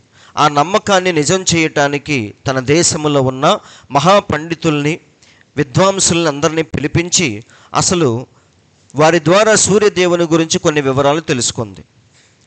అప్పుడు వాళ్ళు చెప్పారు ఏమని? సూర్యుని చుట్టూ నిత్యము తిరిగే ఈ భూమి సంవత్సరంలో ఒకరోజు సూర్యుని నుండి కొంచెం దూరంగా జరుగుతుంది. అది డిసెంబర్ 21వ రోజు. కాబట్టి ఆ రోజున సూర్యుని యొక్క కాంతి, వెలుగు చాలా తక్కువగా ఈ భూమి మీద ఉంటుంది. ఎందుకంటే సూర్యుడి నుంచి భూమి దూరంగా జరిగిపోయింది కాబట్టి వెలుగు అనేది ఆ రోజు చాలా తక్కువ ఉంటుంది. అందుకే డిసెంబర్ 21వ రోజున ఇంగ్లీష్లో the shortest day of the year అంటారు, అంటే చిన్న రోజు అని చెప్తారు. అలా దూరంగా జరిగిపోయిన భూమి మళ్ళీ డిసెంబర్ 24వ రోజు సాయంత్రానికి తన యథాస్థానానికి చేరుకుంటుంది. దూరంగా జరిగిపోయిన భూమి మళ్ళీ ఒరిజినల్ పొజిషన్లోకి వచ్చింది. చేరుకొని డిసెంబర్ 25వ రోజు నాటికి పూర్తిగా మళ్ళీ సూర్యుని యొక్క వెలుగుతో నిండుకొని ఉంటుంది. దూరంగా జరిగిపోయిన భూమి మళ్ళీ దగ్గరకు వచ్చి 25వ రోజున, డిసెంబర్ 25వ రోజున పూర్తిగా సూర్యుని యొక్క వెలుగుతో నింపబడుతుంది. ఈ విషయాలు ఆనాటి పండితులకి తెలియక ప్రతి సంవత్సరం డిసెంబర్ 21వ రోజున మన సూర్యదేవుడు చనిపోయి మళ్ళీ డిసెంబర్ 24వ రోజు సాయంత్రం నుండి మళ్ళీ పునరుద్ధరించటం ప్రారంభించి డిసెంబర్ 25వ రోజు పూర్తిగా జన్మించి తన వెలుగును మనకి సమృద్ధిగా అందిస్తాడని వారి యొక్క నమ్మకం. అవునా? అందుకే ఆ రోజును సూర్యదేవుని పుట్టినరోజుగా భావించి ఘనంగా ఉత్సవాలు చేసుకుంటారు. అదే విషయాన్ని వారు సెమిరామిస్కి తెలియచేశారు. అప్పుడు ఆమె ఏం చేసిందంటే, డిసెంబర్ 25వ నాటికి ఎలాగైనా సరే ఒక బిడ్డను కని చనిపోయిన నిమ్రోదే మళ్ళీ సూర్యదేవుని కుమారుడిగా జన్మించాడని ప్రజలను నమ్మించి వారిని మళ్ళీ తన అధికారంలోనికి తెచ్చుకోవాలని నిర్ణయించుకుంది. అందుకోసం సరిగ్గా డిసెంబర్ 25వ రోజుకి ప్రసూతి నెలలు పూర్తి చేసుకొని బిడ్డను ప్రసవించేలాగా ఆమె గర్భం ధరించింది. అంటే మార్చి నెలలో ఇంచుమించుగా ఆమె ఎప్పుడైతే అక్రమంగా కలిసిందో అప్పుడు ఆ సమయంలోనే ఆమె గర్భం ధరించింది. అవునా? అలా ఎప్పుడైతే అక్రమంగా కలుస్తూ ఉందో మార్చి నెల సమయానికి ఆమె గర్భం ధరించి సరిగ్గా 9 నెలలు గడిచిన తర్వాత డిసెంబర్ 25వ నాటికి ఆ బిడ్డను కనాలని ఒక పెద్ద స్కెచ్ చేసింది. ఆమె ధరించింది. అంటే ఇంచుమించుగా మార్చి నెలలో ఆమె అక్రమంగా గర్భం ధరించి డిసెంబర్ 25వ రోజున ప్రసవించి ఆ బిడ్డకు తమ్మూజు అని పేరు పెట్టింది. అవునా? పెట్టింది. ఈ తమ్మూజు గురించి బైబిల్ గ్రంథంలో కూడా చక్కగా చెప్పబడింది. యెహెజ్కేలు గ్రంథం 8:14లో ఆయన గురించి రాయబడింది. ఏమని? యెహోవా మందిరపు ఉత్తర ద్వారము దగ్గర నన్ను దింపగా అక్కడ స్త్రీలు కూర్చుండి తమ్మూజు దేవతను గూర్చి ఏడ్చుట చూచితిని. సో వాడి పేరు బైబిల్లో కూడా చక్కగా రాయబడింది. అప్పుడు ప్రజలందరూ నిజంగా చనిపోయిన నిమ్రోదే సూర్యదేవునిలో కలిసిపోయి తమ్మూజుగా తిరిగి జన్మించాడని పూర్తిగా నమ్మేశారు. ఇక అప్పటి నుండి ప్రతి సంవత్సరం డిసెంబర్ 25న తండ్రి దేవుడైన నిమ్రోదుకి, దేవుని కుమారుడుగా పుట్టిన తమ్మూజుకి, తల్లి దేవత అయిన సెమిరామిస్కి, ఈ ముగ్గురికి గొప్ప వేడుకలు చేసేవాళ్ళు. అసలు త్రిత్వము అనేది మొట్టమొదటిగా ప్రారంభించబడింది బబులోన్లోనే ప్రారంభమైందని మన ప్రవక్త బ్రహ్మం గారు కూడా చెప్పారు. అందరికి అర్థమైందా? తర్వాత మీరు చదువుకోండి, మీకు ఇంకా స్పష్టంగా అర్థమైంది. ఇప్పుడు ఇది క్రైస్తవ్యంలోనికి ఎలా వచ్చింది, బబులోన్లో ఎలా ప్రారంభించబడిందని మనం ఇప్పుడు దాకా చూసాం. క్రైస్తవ్యంలోనికి ఎలా వచ్చిందంటే క్రీస్తు శకం 325లో నైసియా తండ్రుల సమావేశం జరిగింది. ఆ సమావేశంలో క్రైస్తవ సిద్ధాంతాల గురించి ఒక చర్చా సమావేశం జరిగింది. అందులో 318 మంది బిషప్పులు పాల్గొన్నారు. ఆ సమావేశంలో కాన్స్టాంటన్ అనే రోమా చక్రవర్తి మొదటిగా క్రైస్తవ మతంలోనికి వచ్చి క్రైస్తవ్యంలో కొన్ని మార్పులు చేర్పులు చేశాడు. వాటిల్లో ఒకటి ఈ క్రిస్మస్. డిసెంబర్ 25 అనేది ఇప్పటి వరకు సన్ గాడ్ అంటే సూర్య దేవుని యొక్క పుట్టినరోజు. కానీ ఇక నుండి దాన్ని సన్ ఆఫ్ గాడ్ అంటే దేవుని కుమారుడైన యేసుక్రీస్తు పుట్టినరోజుగా మార్చి ఆయనకి వేడుకలు చేద్దాం. ఇప్పటిదాకా సూర్యదేవునికి వేడుకలు చేశాం కదా, ఇక నుంచి మనం ఏం చేద్దామంటే మన దేవుడైన యేసుక్రీస్తుకు వేడుకలు చేద్దాం అని నిర్ణయించాడు. ఆ పండుగను ప్రవేశపెట్టాడు. తరువాత పోప్ జూలియస్ దాన్ని ప్రపంచవ్యాప్తముగా ఒక క్రైస్తవ మత పండుగగా ఆమోదించాడు. అప్పుడు క్రైస్తవులందరూ ఆ రోజు నిజంగానే యేసుక్రీస్తు జన్మించాడని భావించి ఆయనకి కానుకలు సమర్పించి ఆరాధించాలని డిసెంబర్ 25న దేవాలయాలకు వెళ్ళటం ప్రారంభించారు. ఇలా డిసెంబర్ 25 అనేది ప్రపంచ వ్యాప్తముగా ఒక పండుగలాగా మార్చబడింది. అందరూ ఆలకిస్తున్నారా? దీని తర్వాత మీరు చదువుకోండి, ఇంకా చక్కగా ఉంటుంది. అయితే ఇప్పుడు నేను చెప్పిన కథ అంతా కట్టుకథ కాదు, దానికి సంబంధించిన వీడియో కూడా నేను ఇక్కడ పెట్టాను. ఆ లింక్ కూడా పెట్టాను. తర్వాత మీరు ఆ లింక్ని డౌన్లోడ్ చేసుకొని చూడవచ్చు. ఇప్పుడు నేను చెప్పిన విషయాలన్నీ కూడా ఆ వీడియోలో మీకు చక్కగా దొరుకుతాయి. అలాగే మన ప్రవక్త కూడా మరి పెర్గమ సంఘకాలం గురించి చెప్పేటప్పుడు సాతాను సింహాసనం ఉన్న స్థలము అనే టాపిక్ గురించి మాట్లాడేటప్పుడు ఇప్పుడు చెప్పిన విషయాలన్నీ మన ప్రవక్త కూడా చెప్పాడు. ఇది కూడా మీరు తర్వాత చక్కగా చదువుకోండి. అలాగే మరొక ప్రసంగంలో మరి చిన్న భిన్నమైపోతున్న ప్రపంచం అనే ప్రసంగంలో మన ప్రవక్త కూడా కొన్ని విషయాలు చెప్పాడు. నేను చదువుతాను, చూడండి. డిసెంబర్ 25న క్రీస్తు జన్మదినముగా మనము జరుపుకుంటాం. కానీ నిజానికి ఆ తేదీన ఆయన పుట్టలేదని అందరికీ తెలుసు. ప్రవక్త చిన్న భిన్నమవుతున్న ప్రపంచం అనే ప్రసంగంలో చెప్పిన మాటలు ఇవి. అదొక రోమా సూర్యదేవుని జన్మదినము. సంఘం క్యాథలిక్కుల చేతిలోకి పోయిన తరువాత నైసియా సభ దగ్గర వారు దీన్ని ప్రారంభించారు. సూర్యదేవుని పుట్టినరోజును వారు దేవుని కుమారుని జన్మదినముగా తిప్పివేశారు. సూర్యుడు 20వ తేదీన మొదలుకొని, నా భావం 21 నుండి 25 వరకు అదో రకపు దాన్ని నీవు ఏ పేరుతో పిలిచినా దాన్ని పట్టింపు కాదు. ఇందాక నేను చెప్పాను కదా, 21వ తేదీన దూరంగా వెళ్ళిపోయిద్ది భూమి, మళ్ళీ 25 నాటికి దగ్గరగా వచ్చిద్ది. అది ఆ స్థితి గుండా వెళుతున్నప్పుడు 2వ లేదా 2 సార్లు కాదు, అదొక సూర్యదేవుని జన్మదినం. అయితే వారు దేవుని కుమారుని పేరు తీసుకొని ఆయనకి పుట్టిన దినముగా వారు చేశారు. వారు దానిని తమ అన్య ఆచారములోనికి తిప్పివేశారు. ఇది క్రీస్తు పుట్టినరోజు అసలు కానే కాదండి. అందరికి అర్థమైందా? నొక్కి చెప్తున్నాడు ఆయన. 31 ఆ కాలమందు ఆయన పుట్టజాలడు, ఎందుకంటే యూదయాలో ఆ సమయమందు భూమధ్య రేఖకి ఎగువన దీనిలాగా మనం కనుగొన్నాము. అదేమనగా చలికాలమందు యూదయాలో డిసెంబర్ 25 ఆ ప్రారంభంలో చాలా చల్లగా విపరీతమైన మంచుగా ఉండును. కాపరులు కొండల మీద ఉండలేరు.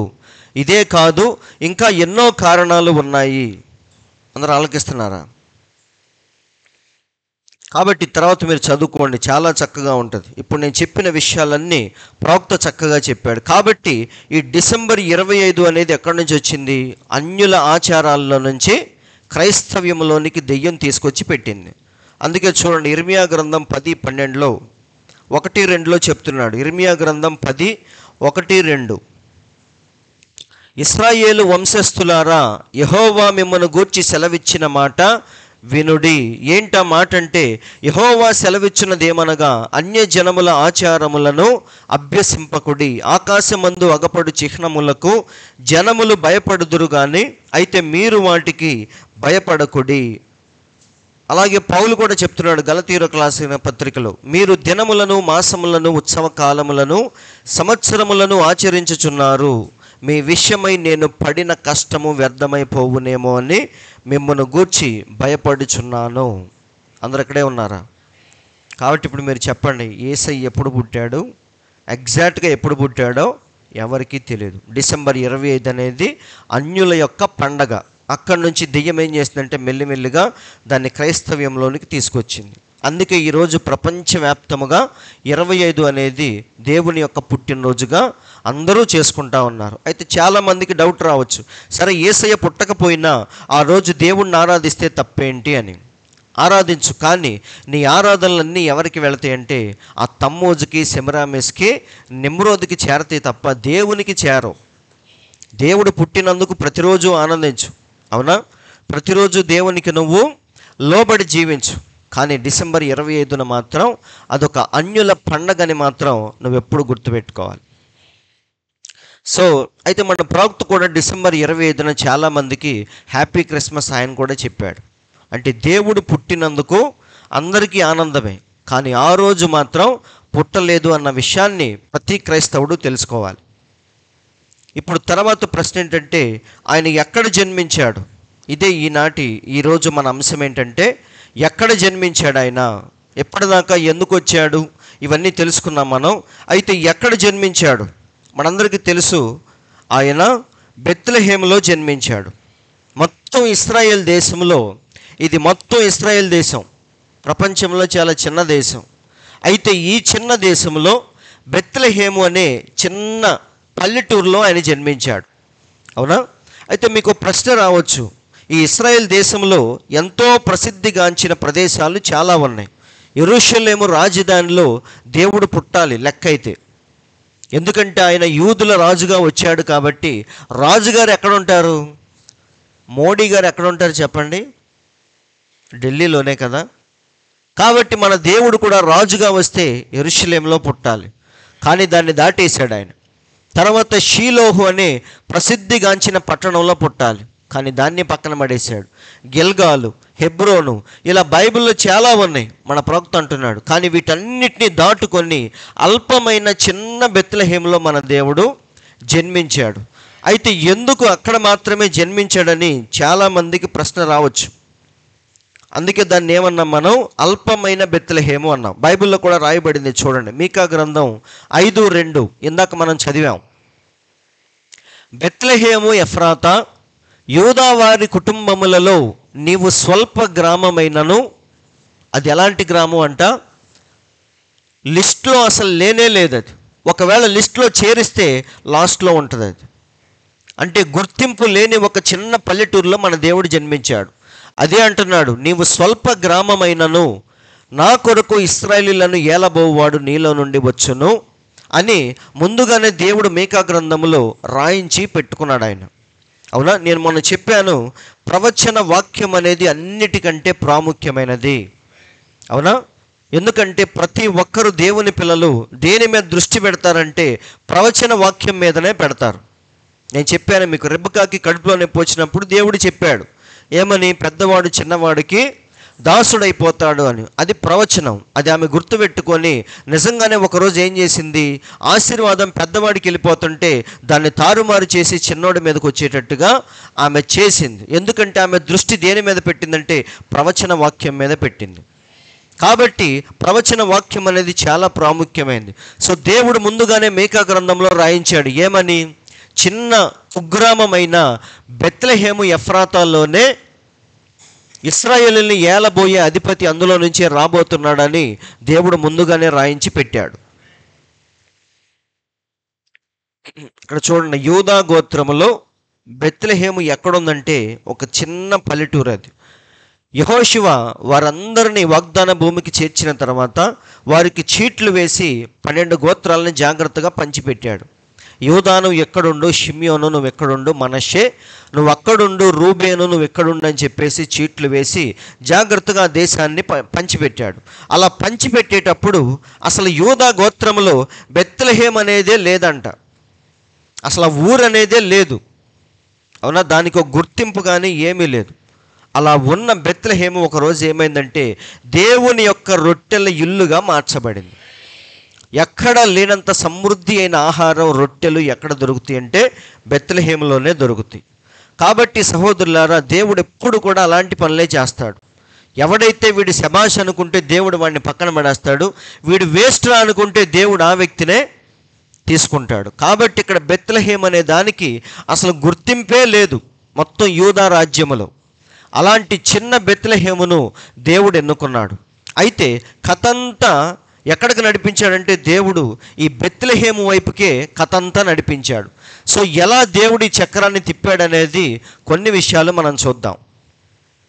ఇక్కడ వారు ఐగుప్తు నుంచి బయలుదేరి వచ్చేటప్పుడు మొట్టమొదటిగా ఏం చేశారంటే చివరిగా కాదేశు బర్నేయ దగ్గరకు వచ్చి ఆగిపోయారు. ఆగిపోయిన తర్వాత మనందరికీ తెలుసు, అక్కడ 10 మంది వేగు చూడటానికి వెళ్ళారు. 12 మంది వెళితే 10 మంది ఏం చెప్పారు, ఆ దేశాన్ని మనం చేరుకోలేము, స్వతంత్రించుకోలేమని చెప్పారు. కానీ 2 మాత్రం బట్టలు చింపి దేవుని కోసం వాళ్ళు హీరోల్లాగా నిలబడ్డారు. నిజమండి, హీరోలు అంటే వాళ్ళే, మనం చూసే సినిమాల్లో హీరోలు కాదు. ఎందుకంటే వాళ్ళు అసలు సిసలైన హీరోస్. సో వాళ్ళిద్దరూ, యెహోషువ కాలేబులు ఇద్దరు హీరోల్లాగా నిలబడ్డారు. అయితే మనందరికీ తెలుసు, దాని తర్వాత దేవుడు అందరినీ చంపేసి వీళ్ళిద్దరిని మాత్రమే వాగ్దాన భూమిలోనికి చేర్చాడు. అయితే బయలుదేరిన వాళ్ళల్లో 2 మాత్రమే వెళ్ళారు. కానీ మధ్యలో చాలామంది పుట్టారు ఆ ప్రయాణంలో. వాళ్ళందరూ పెరిగి పెద్దవారై వారు కూడా గొప్ప సైన్యముగా తయారయ్యారు. కాబట్టి వీళ్ళందరినీ దేవుడు తీసుకెళ్లే ప్రయత్నంలో కాదేశు బర్నేయ దాటి ఇక ఎప్పుడైతే యోర్దాను నదిని వాళ్ళు దాటుతారో, ఇక్కడ చూడండి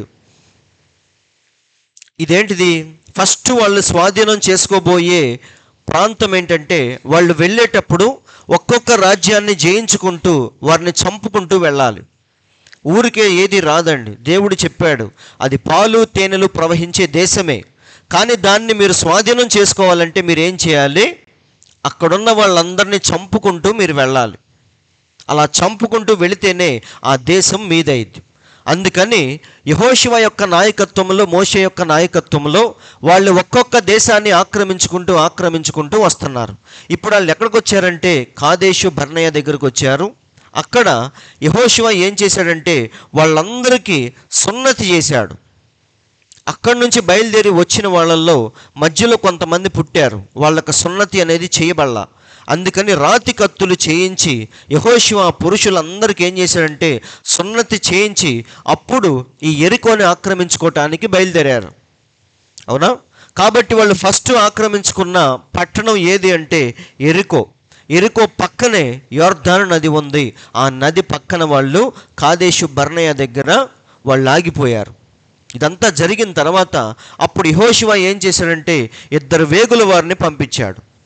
అవునా? ప్రతిసారి వేగుల వారు వెళ్ళి అక్కడ స్థితిగతులన్నీ తెలుసుకొని వస్తారు. ఎంతమంది సైన్యం వెళ్ళాలి, ఎటు నుంచి వెళ్ళాలి, ఎలా వారిని చంపాలి, ఈ రహస్యాలన్నీ కూడా గూఢచారుల ద్వారా తెలుసుకొని అప్పుడు యుద్ధాన్ని ప్రారంభిస్తారు. అలా యెహోషువ ఏం చేశాడంటే యెరికో పట్టణము దగ్గరికి 2 వేగుల వారిని పంపిస్తాడు. మనందరికీ తెలుసు ఆ కథ. అప్పుడు ఆ యెరికో కోట గోడల మీద కొన్ని ఇళ్ళు ఉన్నాయి. మనందరికీ తెలుసు, వాటిని టవర్స్ అంటారు. ఇదంతా గోడ అయితే ఇక్కడ ఏమున్నాయి? ఇళ్ళు ఉన్నాయి. ఆ ఇళ్లల్లో ఎవరున్నారు చెప్పండి? ఒక రాహాబు అనే వేశ్య ఆ ఇంట్లో ఉందా లేదా? అందరూ ఆలకిస్తున్నారండి. ఎంతో నీచమైన స్త్రీ, అంటే వేశ్య ఆమె. అవునా? అదొక యెరికో అనేది ఒక ప్రాముఖ్యమైన పట్టణం కాబట్టి చాలామంది సందర్శకులు వచ్చి వెళతా ఉంటారు. కాబట్టి ఆమె ఏం చేసిందంటే ఏకంగా గోడ మీద పెట్టింది. సో ఆమె ఎలాంటి స్త్రీ? ఒక చెడిపోయిన స్త్రీ. మన ప్రవక్త అంటున్నాడు మనం కూడా అలాంటి వాళ్ళమేనంట. రాహాబు వేశ్య లాంటి జీవితాలే మనకి కూడా. ఎందుకంటే ఆమె అన్యురాలు, దేవుడంటే తెలియకుండా పాపములో శాపములో జీవిస్తూ ఉంది. అలాగే మనం కూడా ఒకప్పుడు ఎలా ఉన్నాం? దేవుడంటే తెలియకుండా ఎంతో నీచమైన జీవితాన్ని మనం జీవిస్తూ ఉంటే దేవుడు మనల్ని ప్రేమించాడు. మనం మంచివాళ్ళమని ప్రేమించలేదండి. మనుషులు ఎప్పుడైనా ఎవరిని ప్రేమిస్తారు చెప్పండి? వాడు మంచివాడని రుజువు చేయబడిన తర్వాత మనం ప్రేమిస్తాం. కానీ దేవుడు మనల్ని ఇంకా బురదలో ఉన్నప్పుడే ప్రేమించాడు. అందిని కడిగిన తర్వాత ప్రేమించలేదు దేవుడు. ఇంకా అది బురదలో పొర్లాడుతూ ఉన్నప్పుడే దేవుడు దాన్ని ప్రేమించిన గొప్ప దేవుడు. అలాగే ఈ నీచమైన స్త్రీని కూడా దేవుడు ఎన్నుకున్నాడు. ఇప్పుడు కథ అంతా ఎటు తిరగాలి? బెత్లెహేం వైపు తిరగాలి. కానీ ఇప్పుడు ఎలా ఉందంటే అసలు బెత్లెహేం అనే ఊరే లేదు అక్కడ. అవునా? దానికి ఒక ఊరు లేదు, పాడు లేదు, ఎవ్వరు లేరు అక్కడ. కానీ పోను కథ అంతా ఎటు తిరిగిద్దంటే బెత్లెహేం వైపుకే తిరిగిద్ది. దాన్ని ఎలా తిప్పుతున్నాడో ఇక్కడ మనకు అర్థమైంది. ఈ రాహాబ్ అనే వేశ్యను దేవుడు ఎన్నుకున్నాడు కాబట్టి సరిగ్గా ఈ 2 వేగుల వారు ఎక్కడికి వెళ్ళారు? పారిపోతూ ఆమె ఇంట్లో దూరారు వాళ్ళు. అవునా? వేగుల వారిని దొరికితే చంపేస్తారు. కాబట్టి వీళ్ళు ఏం చేశారంటే రాజుగారికి డౌట్ వచ్చిందని పారిపోతూ ఆమె ఇంట్లో దూరతారు. వెళ్ళిన తర్వాత ఆమె ఏమనుకుందంటే వాళ్ళు అందరిలాగే వచ్చారు అనుకుంది. కానీ వాళ్ళు ఎప్పుడైతే దేవుని యొక్క జీవము కలిగిన దేవుని యొక్క సేవకులని, దేవుని పిల్లలని ఎప్పుడైతే ఆమెకు తెలిసిందో అప్పుడు వెంటనే ఆమెలో ఉన్న విత్తనం ఏమైంది? దేవుని మూలముగా పుట్టిన ప్రతి వానిలో ఏముంటుంది? విత్తనం ఉంటుంది. ఆ విత్తనానికి ఆ నీరు అనేది వచ్చి తాకాలి.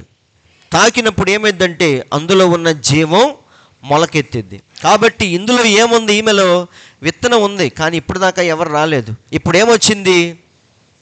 ఆ వాక్యం అని ఎప్పుడైతే నీరు వచ్చి తాకిందో అప్పుడు ఆమెలో ఉన్న జీవం అనేది బయటకు వచ్చింది. మన ప్రవక్త అంటున్నాడు ఆమె చండాలమైన స్త్రీ అయినా సరే ఆమె చేసిన ఒకే ఒక్క పని ఏంటంటే వారి ద్వారా వచ్చిన వర్తమానాన్ని స్వీకరించింది.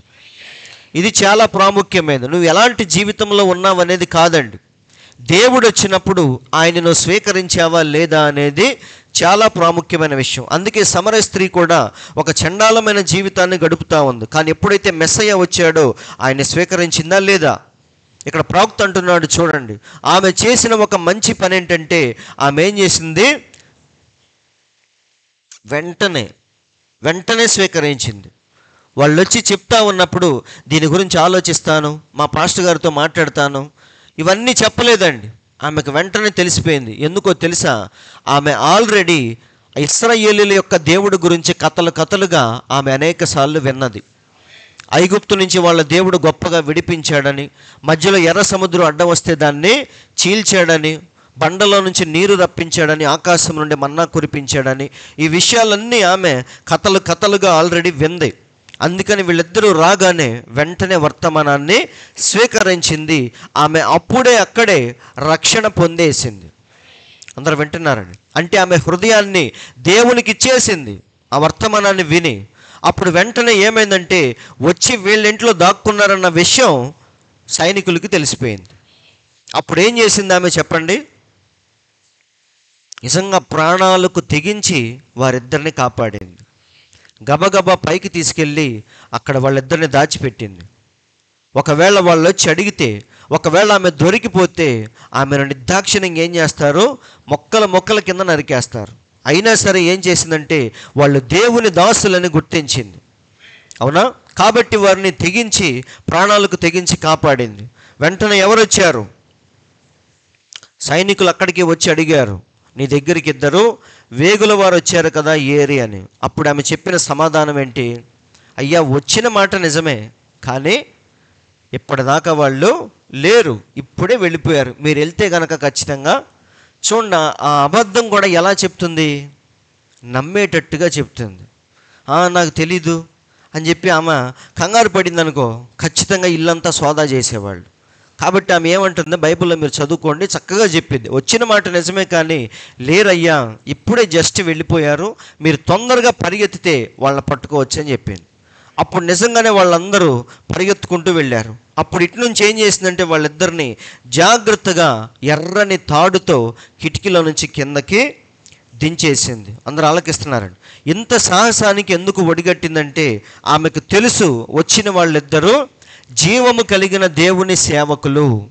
వారిద్దరికీ నేను మంచి చేస్తే ఖచ్చితంగా దేవుడు నన్ను జ్ఞాపకం చేసుకుంటాడు, ఈ చండాలమైన జీవితంలో నుంచి దేవుడు నన్ను విడిపిస్తాడు అనే విశ్వాసం, నమ్మకం ఆమెకు వచ్చింది. కాబట్టే ఈ పనులన్నీ చేసింది ఆమె. అందరూ ఆలకిస్తున్నారు. కాబట్టి నేను చెప్పేది ఏంటంటే, దేవుని పిల్లలు క్రైస్తవ్యంలోనే కాదండి, అనేక చోట్ల దేవుని యొక్క విత్తనాలు ఉన్నాయి. ప్రపంచమంతా ఆయన బీజాలు అక్కడక్కడ దేవుడు నాటాడు. కాబట్టి ఆమె చేసే వృత్తిని బట్టి కాదు, కానీ ఆమె హృదయాన్ని దేవుడు చూశాడు. కాబట్టి ఆ ఎర్రని దారముతో, తాడుతో ఎప్పుడైతే వాళ్ళిద్దరిని దించిందో అప్పుడు వాళ్ళిద్దరు ఏం చేశారు? అమ్మ, నిన్ను కాపాడే అస్త్రం ఇదే అని చెప్పారు. నువ్వు మమ్మల్ని దించేవే, ఈ ఎర్రని తాడే ఒకరోజు నిన్ను కాపాడిద్ది. కాబట్టి దయచేసి ఆ తాడును మాత్రం నీ ఇంటికి కట్టకుండా అస్సలు ఉండొద్దు. ఖచ్చితంగా నువ్వు ఆ ఎర్రని దారాన్ని ఇంటికి కట్టుకో. కాసేపు కట్టి కాసేపు తీసావనుకో, నీ ప్రాణానికి మేము ఉత్తరవాదులం కాదు, దాన్ని అలాగే ఉంచు అని చెప్పారు. అప్పుడు ఏం చేసిందంటే నిజంగానే ఆమెకు ఒక నిశ్చయత అనేది దొరికింది. ఏమని? ఏదో ఒకరోజు నేను రక్షించబడతాను, ఇక ఈ వ్యాపారంతో నాకు పని లేదు. అందుకే వెంటనే మన ప్రవక్త అంటున్నాడు, వ్యాపారము ముగించబడింది అనే బోర్డు పెట్టిందంట. బయట ఏం పెట్టింది ఆమె? వ్యాపారము ముగించబడింది, ఎవడో రావద్దు అని. అందరిని తీసుకొని వచ్చింది, ఆ ఇంటిలో చేర్చింది. ఇక ఎర్రని దారాన్ని కట్టుకొని ఆమె ఎదురు చూస్తా కూర్చుంది. వింటున్నారని? కాబట్టి నిజంగానే ఒకరోజు యెహోషువ గొప్ప సైన్యముతో వచ్చి ఆ యొక్క కోట గోడలన్నిటినీ కూల్చేసే పనిలో ఉన్నాడు. ఎవరు? యెహోషువ యొక్క నాయకత్వంలో సైనికులందరూ కూడా దాన్ని కూల్చేసే పనిలో ఉన్నారు. ఆ సమయంలో వారు ఎవరిని గుర్తు చేసుకున్నారు? ఆ రాహాబు వేసి ఎలా ఉంటుందో యెహోషువకి తెలియదు. ఎందుకంటే ఆమెను చూసింది ఎవరు? ఆ ఇద్దరు వేగుల వారే చూశారు, యెహోషువ చూడలేదు. కానీ యెహోషువకు తెలిసిందంతా ఏంటంటే, ఒక కిటికీకి ఎర్రని తాడు కట్టి ఉంటుంది, ఆ ఇంటిని మాత్రం కాపాడాలన్న విషయం యెహోషువ గుర్తుపెట్టుకున్నాడు. కాబట్టి ఏమంటున్నాడంటే, అన్నిటినీ నాశనం చేయండి, కానీ ఎర్రని దారం ఏ ఇంటికైతే ఉంటుందో ఆ ఇంటిలో ఉన్నవారిని మాత్రం మీరు విడిచిపెట్టండి అని చెప్పాడు. ఇప్పుడు ఆమెను కాపాడింది ఏంటిది మీరు చెప్పండి? ఆ కిటికీకి ఉన్న ఎర్రని తాడే ఆమెను కాపాడింది. మన ప్రవక్త అంటున్నాడు, ఆ ఎర్రని తాడు ఏదో కాదు, కానీ రక్తానికి గుర్తుగా ఉంది అని చెప్పాడు. అవునా? ఆ రోజు ఐగుప్తీయులందరూ ఇంటికి ఏం పూసుకున్నారు? రక్తాన్ని పూసుకున్నారు. ఆ రక్తాన్ని ఎప్పుడైతే చూసిందో సంహార దూత వారిని విడిచిపెట్టి దాటి వెళ్ళిపోతూ ఉంది. కాబట్టి ప్రతి ఒక్కరిని రక్షించేది ఏంటిదంటే రక్తము, రక్తము, రక్తము మాత్రమే. కాబట్టి ప్రతి విశ్వాసి దేని కింద ఉండాలి? మన ప్రవక్త అంటున్నాడు చూడండి, ప్రతి విశ్వాసి దేని కింద ఉండాలంటే చిందించబడిన ఆయన రక్తము కింద ఉన్నంత వరకే వాడికి సేఫ్టీ. ఆ రక్తాన్ని దాటి బయటకు వచ్చాడంటే సంహార దూత ఎవరిని విడిచిపెట్టదు. తర్వాత మీరు చదువుకోండి, చక్కగా ఉంటుంది. సో ఆమెను కాపాడింది ఏంటిది చెప్పండి? ఆ ఎర్రని తాడు, రక్తానికి సాదృశ్యమైన ఎర్రని తాడే ఆమెను కాపాడింది. అందరూ వింటున్నారండి. మొత్తానికి కాపాడారు. అయితే ఆమెను చూడగానే ఒక ఆయన మనసు పడ్డాడు. ఎవరైనా? సాల్మాన్ రాజు అంటే సొలొమోన్ రాజు. ఈయనెవరంటే సల్మాను. ఆయన చాలా జాగ్రత్తగా చూడండి, యూదా గోత్రానికి చెందినవాడు. ఇప్పుడు వేరే గోత్రం వాడు మనసు పడితే ఏమైద్ది? ఆయన పెళ్లి చేసుకొని వెళ్ళిపోతాడు. అంటే ఆమె వేరే గోత్రంలోనికి వెళ్ళిపోద్దు. కానీ దేవుడు ఏం చేశాడంటే యూదా గోత్రానికి చెందిన సల్మాను ఆమె మీద మనసు పడేటట్టుగా చేశాడు. ఎందుకంటే ఇప్పుడు ఆమె ఎక్కడికి రావాలి? మెల్లిగా యూదా గోత్రంలోనికి రావాలి. అంతే కదా, పెళ్లి చేసుకుంటే ఏమైద్ది? మన ఇల్లు గోత్రం మొత్తం మారిపోతాయి కదా. కాబట్టి ఆ స్త్రీని, చెడిపోయిన స్త్రీని యూదా గోత్రంలోనికి లాగాలంటే ఆమెను ఎవరు ఇష్టపడాలి? వేశ్యని ఎవరు ఇష్టపడరు కదా. కానీ దేవుడు ఏం చేశాడంటే సల్మానుకు ఆ మనసు ఇచ్చాడు. ఆమెను చూడగానే మనసు పారేసుకున్నాడు. అప్పుడు వాళ్ళిద్దరికీ యెహోషువ పెళ్లి చేశాడు. ఇలా పెళ్లి చేసిన తర్వాత వాళ్ళిద్దరు ఎక్కడ కాపురం ఉన్నారు చెప్పండి? ఎక్కడున్నారు? యూదా గోత్రానికి చెందినవాడు కాబట్టి ఆమెను పెళ్లి చేసుకొని ఈ బెత్లెహేములో కాపురం ఉన్నారు వాళ్ళు. అందరూ వింటున్నారండి. అంటే పరిస్థితులన్నిటినీ దేవుడు ఎటు తిప్పుతున్నాడు? ఒక క్యాప్టెన్ షిప్ని ఎలాగైతే మెల్లిగా ఒక వైపుకు తిప్పుతాడో అలాగే మన దేవుడు కూడా కథ మొత్తాన్ని బెత్లెహేము వైపుకు తిప్పుతా ఉన్నాడు. కాబట్టి వాళ్ళిద్దరూ వెళ్ళి బెత్లెహేములో కాపురం ఉన్నారు. సో ఇక్కడ చూడండి, రాహాబు వేశ్యతో మొదలైంది మనకి కథ. ఆమెను ఎవరు పెళ్లి చేసుకున్నారు? సల్మాను పెళ్లి చేసుకొని ఎవరికి జన్మనిచ్చాడు? బోయేజు అనే వ్యక్తి పుట్టాడు. మనందరికీ తెలుసు. బోయేజు అంటే ఎవరు? బంధువుడకు విమోచకుడు. అవునా కాదా? బోయేజు అంటే మన యేసుక్రీస్తుకు చక్కని సాదృశ్యమైన బంధువుడకు విమోచకుడు. ఎలా విమోచకుడు అయ్యాడంటే, ఎవరిని విమోచించాడు ఆయన? ఎందుకు విమోచకుడు అయ్యాడంటే ఆయన ఎవరిని విడిపించాడు? రూతు అనే ఒక చక్కని స్త్రీని ఆయన విమోచించాడు. అవునా? ఆమె గురించి మనందరికీ తెలుసు. ఆమె చెడిపోయిన దేశంలో పుట్టింది. ఆమె మోయాబు దేశానికి చెందిన స్త్రీ. కానీ ఒక గొప్ప నిర్ణయాన్ని చేసి నయోమితో పాటు వచ్చేసింది. ఆమె చేసిన ప్రమాణం ఏంటి చెప్పండి? నీ జనమే నా జనము. అంటే ఇక నుంచి మొత్తం అడ్రస్ కానీ ఐడెంటిటీ కానీ మొత్తం మార్చేసుకుంది. నిజమండి, దేవుని పిల్లలు ఎప్పుడైనా సరే దేవుణ్ణి కలుసుకునేంత వరకే నేను నాది అంటారు. కానీ ఎప్పుడైతే దేవుణ్ణి కలుసుకుంటారో ఇక నేను నాది అనేది పక్కన పెట్టి ప్రతిదీ కూడా దేవుందే అంటారు. కాబట్టి ఇక్కడ స్త్రీ కూడా ఏం చేసింది? నీ జనమే నా జనము, నీ దేవుడే నా దేవుడు, నువ్వెక్కడ చనిపోతే నేను కూడా అక్కడే చనిపోతానని చెప్పి ఒక గొప్ప ప్రమాణము చేసి వచ్చింది. వచ్చిన తర్వాత దానికి తగిన జీవితాన్ని చూపించింది. చెప్పడం గొప్ప విషయం కాదు, అవునా? ఓర్పా కూడా ఏమంది? గట్టిగా ఏడ్చింది. కానీ వచ్చిందా? ఎలుగెత్తి ఏడ్చిందని బైబిల్లో ఉంది. ముద్దు పెట్టుకుంది, ఏడ్చింది. కానీ నయోమితో పాటు రాలేకపోయింది. కానీ రూత్ ఏం చేసిందంటే ఆమెతో పాటు వచ్చింది. ఇక నుంచి ఆ జీవితాన్ని అందరికీ చూపిస్తుంది. చూసిన ప్రతి ఒక్కడు ఆమె మీద కనీసం ఒక్క నేరం కూడా ఎవడు మోపటానికి వీల్లేనట్టుగా జీవిస్తుంది ఆమె. అవునా? ఇలాంటి సమయంలో ఎవరు చూశారు ఆమెని? రాహాబు వేశ్యని ఎలాగైతే సల్మాను చూశాడో ఈ చెడిపోయిన దేశంలో నుండి వచ్చిన స్త్రీని కూడా ఎవరు చూశారు? మళ్ళీ యూదా గోత్రానికి చెందినవాడైన బోయేజు చూశాడు.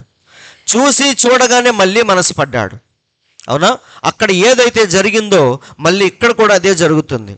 అయితే ఆమెను సొంతం చేసుకోవాలంటే బోయేజు ఏం చేయాలి? ఆమెను సొంతం చేసుకోవాలంటే అక్కడ ఒక ప్రాసెస్ ఉంది, మనందరికీ తెలుసు. దాన్ని విడిపించాలి ఆయన. నయోమిని విడిపించాలి. అప్పుడు నయోమితో పాటు వచ్చిన రూతు ఆటోమేటిక్గా ఆయన సొంతమైద్ది. కాబట్టి వీరందరినీ విడిపించి ఏమయ్యాడంటే గొప్ప బంధువుడుకు విమోచకుడుగా మార్చబడ్డాడు బోయేజు. ఇప్పుడు ఈ బోయేజు ఎవరికి సాదృశ్యం అంటే మన ప్రభు అయిన యేసుక్రీస్తుకు చక్కని సాదృశ్యం. ఎందుకంటే మన దేవుడు మాత్రమే కలువరి సిలువలో మనందరి రక్షణను ఏం చేశాడంటే ఆయన కొన్నాడు. కొనాలంటే ఏముండాలి? చేతిలో డబ్బు ఉండాలి. ఇప్పుడు మన దేవుడు మనల్ని ఎలా కొన్నాడు? డబ్బుతోనా, పలుకుబడితోనా, బంగారముతోనా? కాదండి. వీటన్నిటికంటే విలువైన దాంతో కొన్నాడు. ఏంటా విలువైందంటే ఆయన కార్చిన రక్తమే లోకములో అన్నిటికంటే విలువైంది. కాబట్టి మనందరిని దేంతో కొనుక్కున్నాడంటే అమూల్యమైన రక్తము చేత కొని మనల్ని విడిపించి మనకైన సమీప బంధువుడుగా మార్చబడ్డాడు. బైబిల్లో చక్కగా రాయబడింది చూడండి, ప్రకటన గ్రంథం 5:9. ఆ పెద్దలు ఎప్పుడైతే మనందరికీ తెలుసు పరలోకములో విప్పబడిన చిన్న పుస్తకాన్ని, ఆ యొక్క గ్రంథాన్ని ఎవ్వరూ తీసుకోవటానికి యోగ్యులు కానందున యోహాను ఏడుస్తున్నాడు. ఏడుస్తున్నప్పుడు పెద్దల్లో ఒకడు ఏమంటున్నాడు, యోహాను నువ్వు ఏడవద్దు, యూదా గోత్రపు సింహం దాన్ని తీసుకొని విప్పటానికి జయము పొందింది అంటాడు. ఎప్పుడైతే యోహాను ఎవరా కొదమ సింహం అని చూడగానే అక్కడ సింహం కాదు కానీ వధించబడినట్లుండిన ఒక గొర్రె పిల్లను చూశాడు ఆయన. అప్పుడు ఆ గొర్రె పిల్ల ఆ పుస్తకాన్ని ఎప్పుడైతే తీసుకుందో విప్పటానికి అందరూ పరలోకమంతా ఆయనకి ఒక్కసారిగా స్తోత్రగానాలు చేస్తూ ఉన్నారు. అప్పుడు ఏం జరిగిందో చెప్తున్నాడు చూడండి, 9వ వచనం. ఆ పెద్దలు నీవు ఆ గ్రంథమును తీసుకొని దాని ముద్రలను విప్పుటకు యోగ్యుడవు. అంటే లోకములో ఎక్కడైనా సరే మరి ఆ యోగ్యతను సంపాదించిన వాడు ఎవరంటే మన ప్రభు అయిన యేసుక్రీస్తు మాత్రమే అన్నిటికీ యోగ్యత సంపాదించాడు. అందుకే ఆయన అన్ని శక్తుల మీద, అధికారుల మీద ఆయన అధికారిగా నియమించబడ్డాడు. ఫిలిప్పీలకు రాసిన పత్రికలో చక్కగా మనకి తెలిసిద్ది ఆ విషయం. చదవండి. నీవు ఆ గ్రంథమును తీసుకుని దాని ముద్రలను విప్పుటకు యోగ్యుడవు, నీవు వధింపబడిన వాడవై. చూడండి, చాలా జాగ్రత్త చూడండి. నీవు వధించబడిన వాడవై నీ రక్తమిచ్చి ప్రతి వంశములోనూ, ఆయా భాషలు మాట్లాడు వారిలోనూ, ప్రతి ప్రజలోనూ, ప్రతి జనములోనూ దేవుని కొరకు మనుష్యులను కొన్నావు అంటున్నాడు. అందరు ఇక్కడే ఉన్నారా? ఏమంటున్నాడు ఆ పెద్దల్లో ఒక పెద్ద, నీవు వధించబడిన వాడవై నీ రక్తం ఇచ్చి అందరినీ కొన్నావు. ఎవరిని? ఆయా భాషలు మాట్లాడు వారిలో, ప్రతి జనములో, ప్రతి ప్రజలో, నీ పిల్లలు ఎక్కడెక్కడైతే ఉన్నారో వాళ్ళందరినీ నీ రక్తం ఇచ్చి కొన్నావు అంటున్నాడు. మనుషులను కొని మా దేవునికి వారిని ఒక రాజ్యముగాను యాజకులను గాను చేసితివి గనుక వారు భూలోకమందు ఏలుదురని కొత్త పాట పాడుదురు. అందరూ ఆలకిస్తున్నారా? కాబట్టి సహోదరులారా, మన దేవుడు మనందరిని ఏం చేశాడు? ఆయన కలువరి సిలువలో తన రక్తము చేత కొని మనందరికీ ఆయన సమీప బంధువుడుగా మార్చబడ్డాడు. కాబట్టి బోయేజు ఎవరికి సాదృశ్యం అంటే యేసుక్రీస్తుకు సాదృశ్యం. రూతు ఎవరికి సాదృశ్యం అంటే చెడిపోయిన దేశంలో నుండి వచ్చిన మనందరికీ సాదృశ్యం. అవునా? కాబట్టి ఇక్కడ చూడండి, ఆమెను అందరి ముందు బహిరంగంగా ఏం చేశాడంటే ఆమెను సొంతం చేసుకొని మళ్ళీ ఎక్కడికి తీసుకెళ్ళాడంటే ఆ బెత్లెహేములోనే కాపురం ఉన్నాడు. అంటే కథ అంతా ఎడదిరుగుతుంది. ఇప్పుడు బెత్లెహేము వైపుకు దేవుడు తిప్పుతా ఉన్నాడు. కాబట్టి ఇక్కడ చూడండి, మళ్ళీ వారిద్దరూ కలిసి బెత్లెహేము యొద్దకు వచ్చారు.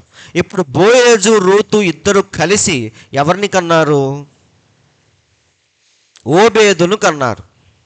అవునా? ఓబేదు ఎవరిని కన్నాడు? యెషయిను కన్నాడు. యెషయి ఎవరిని కన్నాడు? దావీదును కన్నాడు. సరేనా?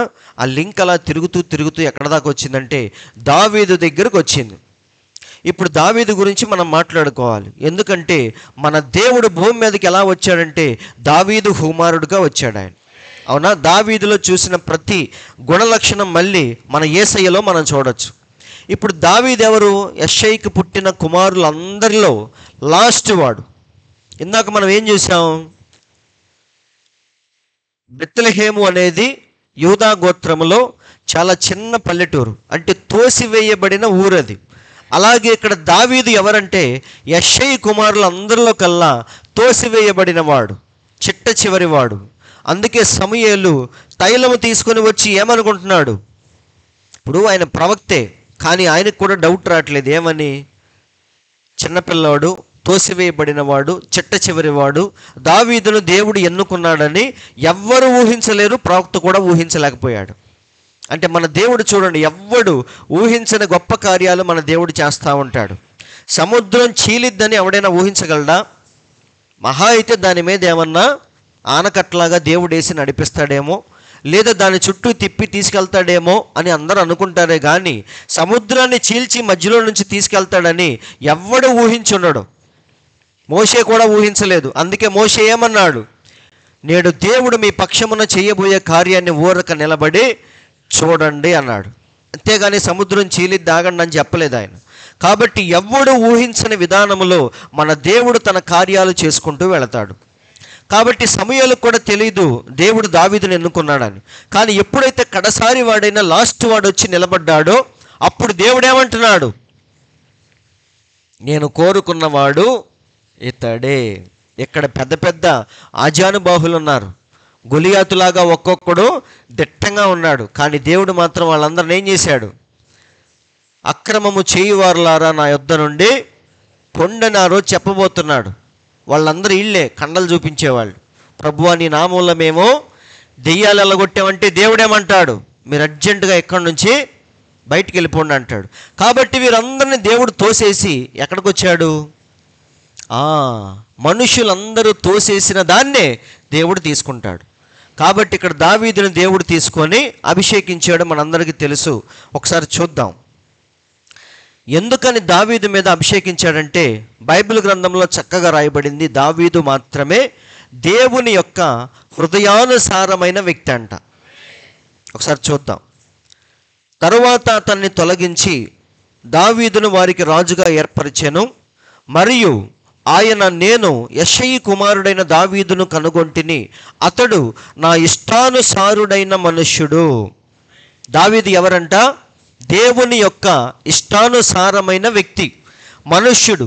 అతడు నా ఉద్దేశములన్నీ నెరవేర్చును. ఇది ప్రాముఖ్యమైనది. దేవుడు ఎందుకు నిన్ను నన్ను ఎన్నుకోవట్లేదంటే మనం దేవుని యొక్క ఉద్దేశాలన్నీ జరిగించలేము.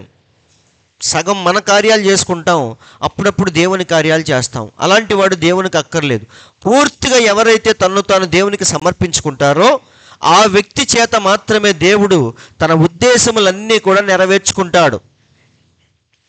అందరూ ఆలకిస్తున్నారా? ఇక్కడ మనందరం ఉంటే మనందరినీ దేవుడు ఎందుకు అనలేదంటే మనందరం దేవుని యొక్క ఉద్దేశాలను పూర్తిగా నెరవేర్చలేం. కాబట్టి దేవుడు ఎవరి కోసం చూస్తాడంటే పూర్తిగా తన్ను తాను ఎవరైతే దేవునికి సమర్పించుకుంటాడో అలాంటి వ్యక్తిని దేవుడు ఎన్నుకుంటాడు. కాబట్టి ఇక్కడ అందరినీ తోసేసి దేవుడు ఎక్కడికి వచ్చాడంటే తన ఇష్టానుసారమైన వ్యక్తి దగ్గరికి దేవుడు వచ్చాడు. అవునా? అతడు నా ఉద్దేశములన్నీ నెరవేర్చునని చెప్పి అతన్ని గూర్చి సాక్ష్యం ఇచ్చాను. కాబట్టి మనందరికీ తెలుసు, గొర్రెల దొడ్డిలో నుంచి దేవుడు డైరెక్ట్గా ఎక్కడికి తీసుకెళ్ళాడంటే సింహాసనం మీదకు తీసుకెళ్ళాడు. అవునా? మన దేవుడు కూడా భూమి మీదకి ఎలా వచ్చాడు? దావీదు కుమారుడుగా వచ్చాడు ఆయన. సో దావీదులో చూసిన కొన్ని లక్షణాలు దేవునిలో కూడా మనం చూడొచ్చు. అవునా? నా దేవా నన్నేలా విడనాడితివి అని కీర్తనల గ్రంథంలో దావీదు అన్నాడు. ఆ మాట మళ్ళీ ఎవరు చెప్పారంటే కలువరి సిలువలో మన దేవుడు సిలువలో ఉండి పలికిన మాట. సో దావీదులో ఉన్న లక్షణాలన్నీ మళ్ళీ యేసుక్రీస్తులో మనం చూడొచ్చు. అవునా కాదా? అయితే మీకు డౌట్ రావచ్చు, మరి దావీదు ఊరియాను చంపించి బత్షెబాని పెళ్లి చేసుకొని దేవునికి విరోధముగా మారిపోయాడు కదా అని. ఆ ఒక్క విషయంలో తప్ప ఇంకెక్కడ కూడా దేవునికి ఆయన విరోధముగా లేడు అని బైబిల్లో చక్కగా రాయబడింది. అవునా? ప్రతి మనిషిలోనూ దేవుడు ఏం చేశాడంటే ఎంతో కొంత డిఫెక్ట్ అనేది పెట్టుకుంటూ వచ్చాడు. ఎందుకంటే పరిపూర్ణమైన కళాఖండము మన ప్రభువైన యేసుక్రీస్తు. అందుకే పాత నిబంధన భక్తులందరిలో కూడా ఎంతో కొంత లోపాన్ని మనం చూసుకుంటూ రావచ్చు. కానీ లోపము లేనివాడు మన ప్రభువైన యేసుక్రీస్తు. అందుకే బైబిల్లో ఈయన గురించి రాయబడింది చూడండి. 1 రాజులు 15:4 చెప్తున్నాడు దేవుడు, దావీదు హిత్తీయుడైన ఊరియా సంగతి యందు తప్ప తన జీవిత దినములన్నీ యెహోవా దృష్టికి యథార్థముగా నడుచుకొనుచు యెహోవా అతనికిచ్చిన ఆజ్ఞల్లో దేని విషయమందును తప్పిపోకుండెను గనుక. ఏమంటున్నాడు ఆయన? ఊరియా విషయంలో తప్పించి మిగతా దేని విషయంలో కూడా దేవునికి విరోధముగా ఎప్పుడూ ప్రవర్తించలేదు.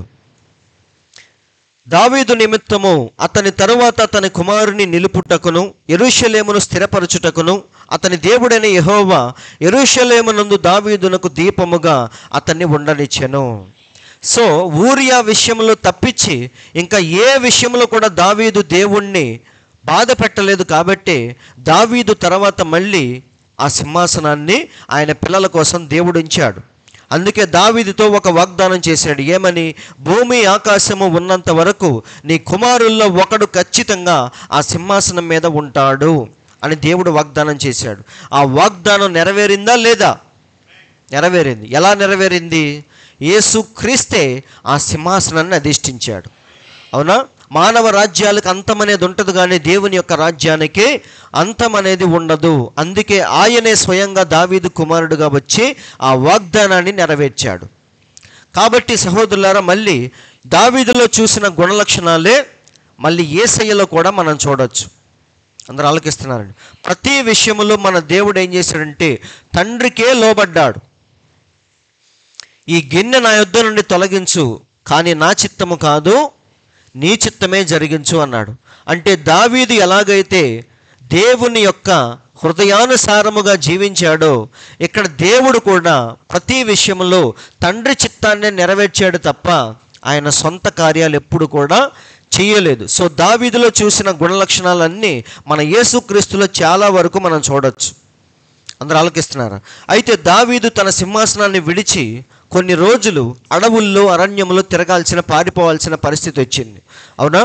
ఎప్పుడైతే మరి ఫిలిష్తీయులందరూ కూడా ఆ యొక్క బెత్లెహేమును చుట్టుముట్టి ఈయన ఎప్పుడైతే తరిమేశారో, అప్పుడు దావీదు కొండల్లో గుహల్లో తలదాచుకుంటూ తన రాజ్యాన్ని విడిచిపెట్టి ఒక అనాథలాగా అటు ఇటు పరిగెత్తుతూ ఉన్నాడు. అందరు అక్కడే ఉన్నారా? అయితే రాజ్యము దూరమైంది, కానీ దేవుడు ఎప్పుడు కూడా దావీదుని విడిచిపెట్టలేదు.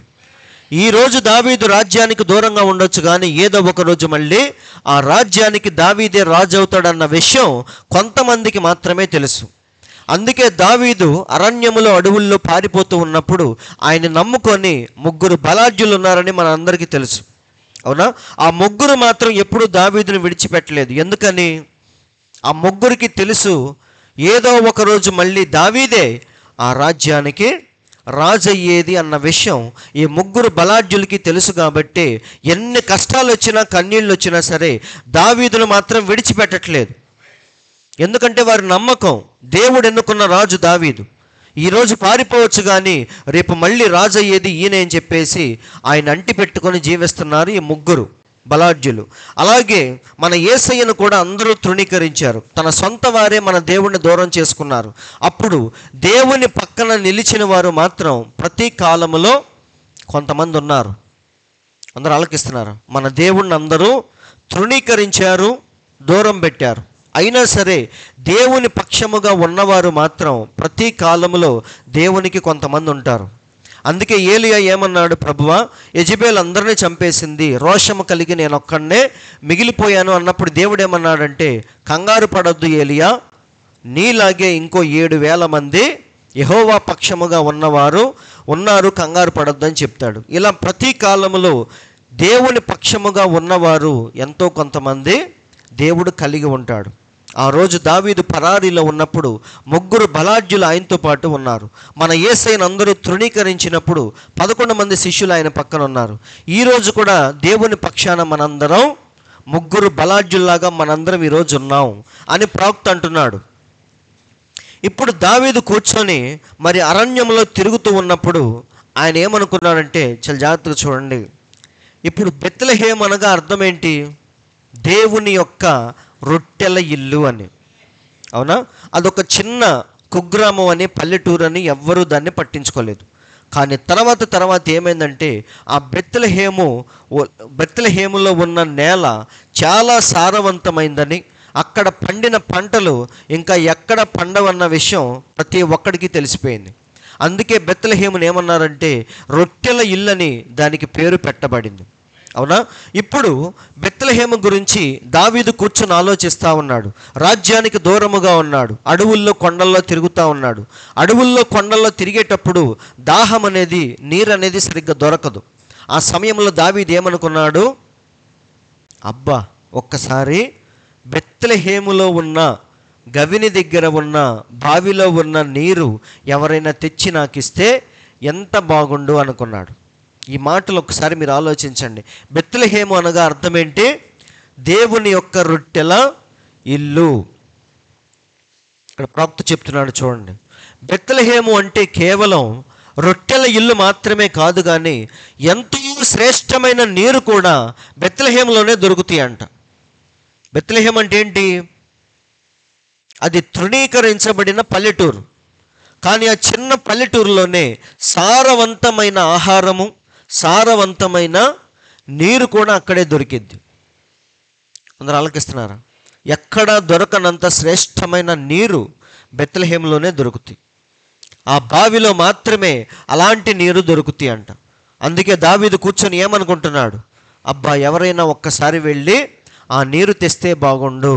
మన ప్రవక్త అంటున్నాడు, ప్రతిసారి ఇక్కడ చూడండి, ఆయన చిన్నప్పటి నుంచి మరి గొర్రెలను కాస్తూ ఉన్నప్పుడు ప్రతిరోజు అక్కడికి వెళ్ళి ఆ నీరు తాగి వెళ్ళేవాడంట. ఆ బావి దగ్గరికి వెళ్ళి ఆ రుచికరమైన నీరు తాగి ఆయన ప్రతిరోజు వెళ్ళి వస్తూ ఉండేవాడు. కాబట్టి ఆ బావిలో నీరంటే దావీదుకు చాలా ఇష్టం. కానీ ఇప్పుడు రాజ్యానికి దూరం అయిపోయి కొండల్లో అడవుల్లో తిరుగుతూ ఉన్నాడు.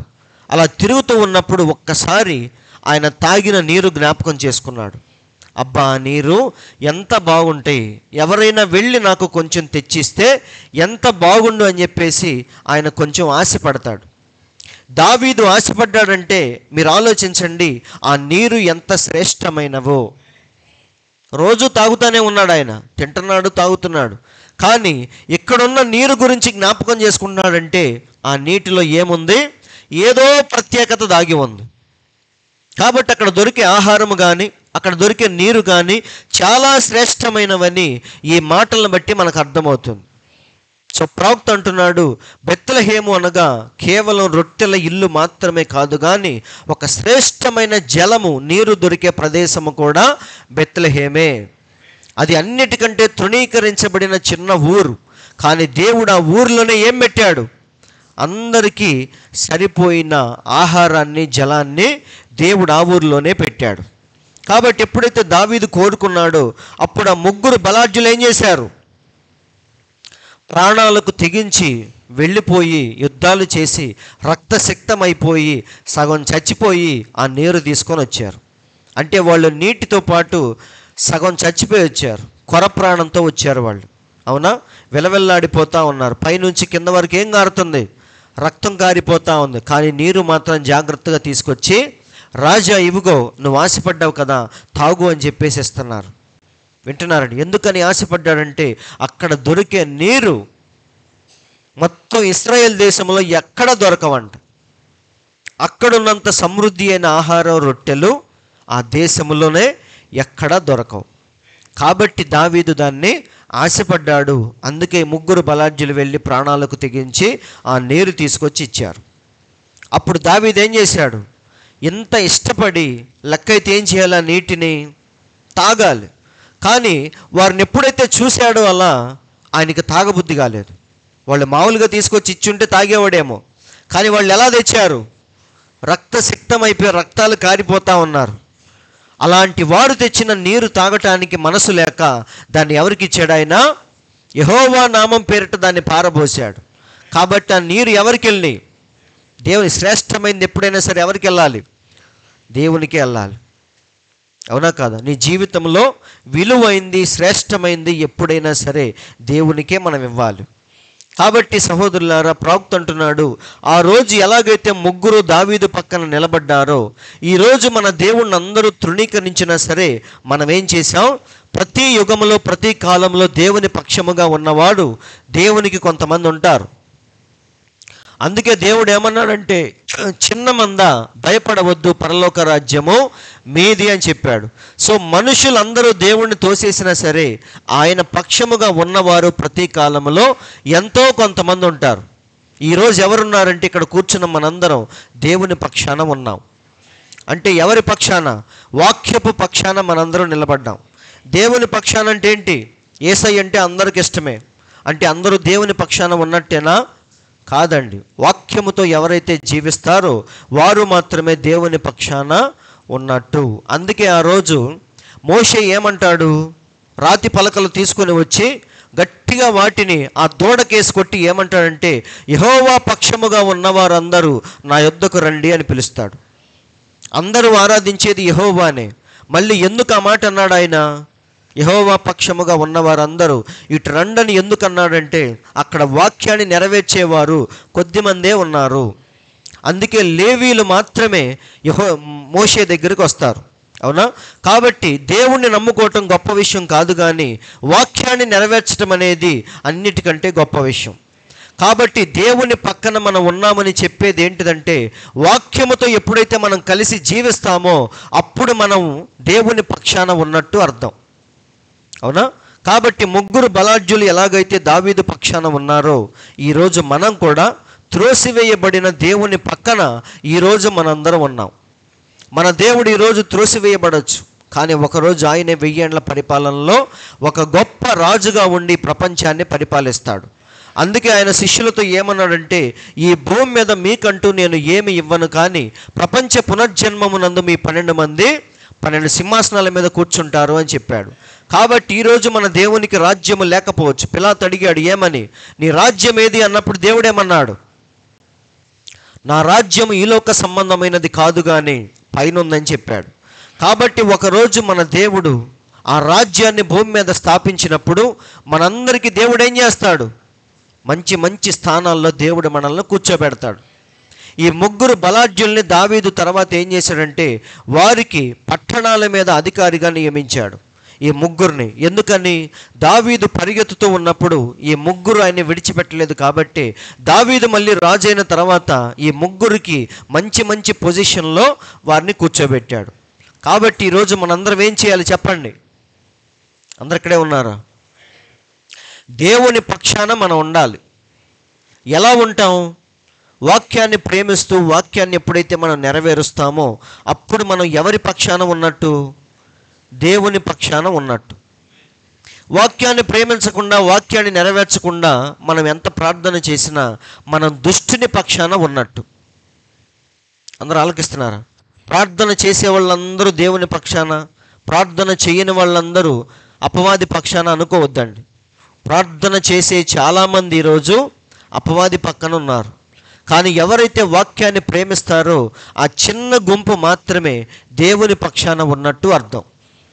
అందుకే దేవుడు ఏమన్నాడు? చిన్న మంద భయపడవద్దు, పరలోక రాజ్యము మీది అని చెప్పాడు. కాబట్టి ఇక్కడ తర్వాత మీరు చదువుకోండి, చక్కగా ఉంది. ప్రవక్త చెప్తున్నాడు, వారు ఎలాగైతే మొత్తం ఎక్కడ పడితే అక్కడ కత్తిఘాట్లే ఉన్నాయంట వాళ్ళకి. ఆ ముగ్గురు బలాఢ్యులకి ఏముంది? ఒళ్ళంతా కత్తిఘాట్లే. అలా తీసుకొచ్చారు నీరు వాళ్ళు. అలాగే ఈరోజు దేవుని పక్షముగా ఉన్న వాళ్ళందరికీ ఏముంటాయంట? కత్తిఘాట్లు ఉంటాయి. ఎందుకు ఆ కత్తిఘాట్లు? ప్రవక్త అంటున్నాడు, తర్వాత చదువుకోండి. వాళ్ళల్లో ఉన్న ప్రతి దాన్ని దేవుడు ఏం చేస్తాడంట? కట్ చేస్తూ ఉంటాడు. కట్ చేసినప్పుడు ఏమొచ్చిద్ది? బాధ వచ్చిద్ది మనకి. కానీ మనం ఒకరోజు ఎలా మారుతాం? దేవునికి ఇష్టమైన వ్యక్తుల్లాగా మనం మార్చబడతాం. కాబట్టి ప్రవక్త అదే చెప్తున్నాడు, మనకున్నవన్నీ ఏమైపోవాలంట? కత్తిరించబడుతూ ఉండాలి. ఒకరోజు ఆ ముగ్గురు బలాఢ్యులు ఎలాగైతే నిలబడ్డారో మనం కూడా దేవుని పక్షాన అలా నిలబడాలి. అయితే ఒకరోజు మన దేవుడు మళ్ళీ రాజు అయిన తర్వాత మనందరినీ దేవుడు ఖచ్చితంగా జ్ఞాపకం చేసుకుంటాడు. సిలువలో దొంగేమో అన్నాడు, ప్రభువా నీ రాజ్యములో నన్ను జ్ఞాపకం చేసుకో అన్నాడు. మరి సిలువలో దొంగనే జ్ఞాపకం చేసుకున్న దేవుడు మనల్ని జ్ఞాపకం చేసుకోలేడా? ఖచ్చితంగా ఆయన జ్ఞాపకం చేసుకుంటాడు. కాబట్టి మనం ఏం చేయాలి? మన రాజు లోపలున్నా బయట ఉన్నా పరారీలో ఉన్నా ఎక్కడున్నా సరే మనం మాత్రం రాజు పక్షానే ఉండాలి. అందరూ ఆలోకిస్తున్నారండి. కాబట్టి ఇప్పుడు మొత్తం కథ అంతా ఎటు తిరిగింది చెప్పండి? రాహాబు వేశ్యతో ప్రారంభించాడు దేవుడు. ఆమెకు సల్మానుని జతగా చేసి బోయేజును బయటకు తీశాడు. బోయేజును రూతుతో జత చేసి ఓబేదును బయటకు తీశాడు. ఓబేదుల నుంచి యెషయను తీశాడు. యెషయలో నుంచి దావీదును తీశాడు. దావీదుల నుంచి ఎవరు వచ్చారు?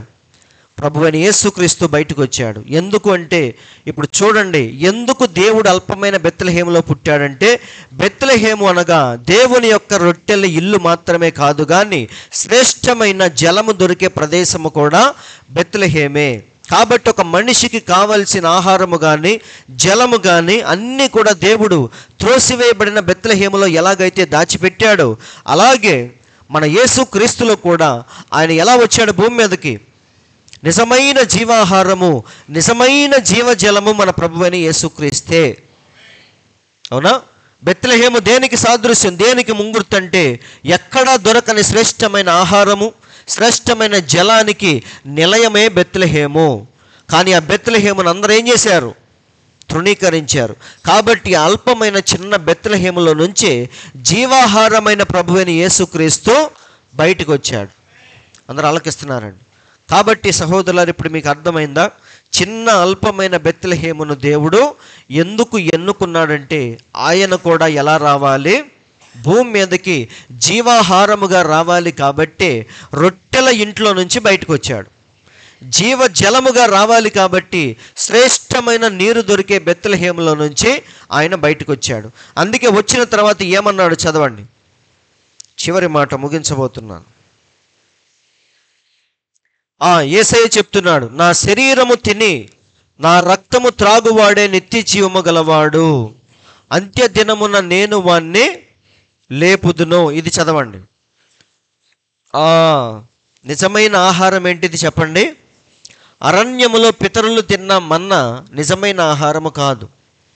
బెత్లెహేములో దొరికిన రొట్టెలు నిజమైన ఆహారము కాదు. కానీ మన ప్రభువైన యేసుక్రీస్తు యొక్క శరీరమే నిజమైన ఆహారము, ఆయన రక్తమే నిజమైన పానము. దావీదు తాగింది నిజమైన పానము కాదు, ఆ ముగ్గురు బలాఢ్యులు తెచ్చింది నిజమైన పానము కాదు. కానీ మన ప్రభువైన యేసుక్రీస్తే నిజమైన పానము, నిజమైన ఆహారము. కాబట్టి ఆయన ఎందులో నుంచి రావాలి? బెత్లెహేములో నుంచే రావాలి. ఎందుకంటే బెత్లెహేము అనగా దేవుని యొక్క రొట్టెల ఇల్లు, శ్రేష్టమైన ఆహారము, నీరు దొరికే ప్రదేశము బెత్లెహేము. కాబట్టి ఆ బెత్లెహేములో నుంచి అసలైన జీవాహారమైన మన ప్రభువైన యేసుక్రీస్తు బయటకు వచ్చాడు. సో ఇక్కడ ప్రవక్త అదే చెప్తున్నాడు. ఎందుకు ఆయన బెత్లెహేమును ఎంచుకున్నాడో చాలా క్లియర్గా చెప్తున్నాడు. తర్వాత మీరు చదువుకోండి. సో మీకా గ్రంథంలో అందుకే ఏమని రాయించుకున్నాడు ఆయన? బెత్లెహేము ఎఫ్రాతా, యూదావారి కుటుంబములలో నీవు స్వల్ప గ్రామమైనను, ఎందుకు పనికిరాని దానివైనను, నా కొరకు ఇశ్రాయేలీయులను ఏలబోవాడు నీలో నుండి వచ్చును. అందరూ అర్థం చేసుకుంటున్నారు. కాబట్టి మనుషులందరూ తోసేసిన దాంట్లో నుంచే దేవుడు గొప్ప గొప్ప కార్యాలు చేసుకుంటూ వస్తాడు. సరేనా? కాబట్టి లోకములో మేము తృణీకరించబడిన వారమని ఎప్పుడు బాధపడాల్సిన పని లేదండి. ఏదైతే మనుషులందరూ తోసేస్తారో దేవుడు దాన్నే తీసుకొని అద్భుతంగా లోకానికి చూపిస్తాడు. కాబట్టి దేవుడు మనల్ని స్వల్పమైన అల్పమైన బెత్లెహేములాగా దేవుడు ఈరోజు మనల్ని ఎన్నుకున్నాడు. మన ద్వారా దేవుడు గొప్ప గొప్ప కార్యాలు చేయబోతున్నాడు. ఈ లోకానికి దేవుడు మనల్ని ఒక గొప్ప వెలుగుగా చేయబోతున్నాడు. అవునా? ఈ విషయాన్ని అందరూ గుర్తుపెట్టుకోవాలి. అందుకే బెత్లెహేము అల్పమైనదైనా సరే దేవుడు అల్పమైన బెత్లెహేమును ఎన్నుకున్నాడు. ఈరోజు మనల్ని కూడా దేవుడు ఎన్నుకున్నాడా లేదా? కాబట్టి మనం ఏం చేద్దాం? దావీదు పక్షాన ముగ్గురు బలాఢ్యులు ఉన్నట్టే మనం కూడా ఏం చేయాలి? కష్టాలైనా కన్నీళ్ళైనా ఎక్కడైనా సరే వాక్యముతోనే మనం నిలిచి ఉండాలి. ఎందుకంటే ఆ వాక్యమే ఒకరోజు మళ్ళీ ఈ భూమి మీద 1000 ఏళ్ల పరిపాలన చేసేది ఆ వాక్యమై ఉన్న దేవుడే. కాబట్టి ఆ రోజు దేవుడు మనల్ని తన రాజ్యంలో జ్ఞాపకం చేసుకోవాలంటే ఈరోజు మనమేం చేయాలి? దేవుని పక్షానే మనం నిలబడాలి. అలా నిలబడదామా? దేవుడి మాటలు దీవించునుగాక. అందరం లేచి నిలబడదాం.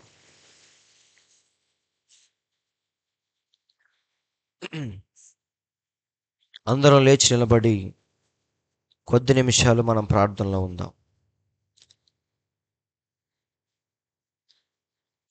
పరిశుద్ధుడా, పరిశుద్ధుడా, జీవము కలిగిన దేవా, మీకు స్తోత్రములు తండ్రి అని ప్రతి ఒక్కరూ కొద్ది నిమిషాలు దేవునికి మన స్తుతులు చెల్లిద్దాం.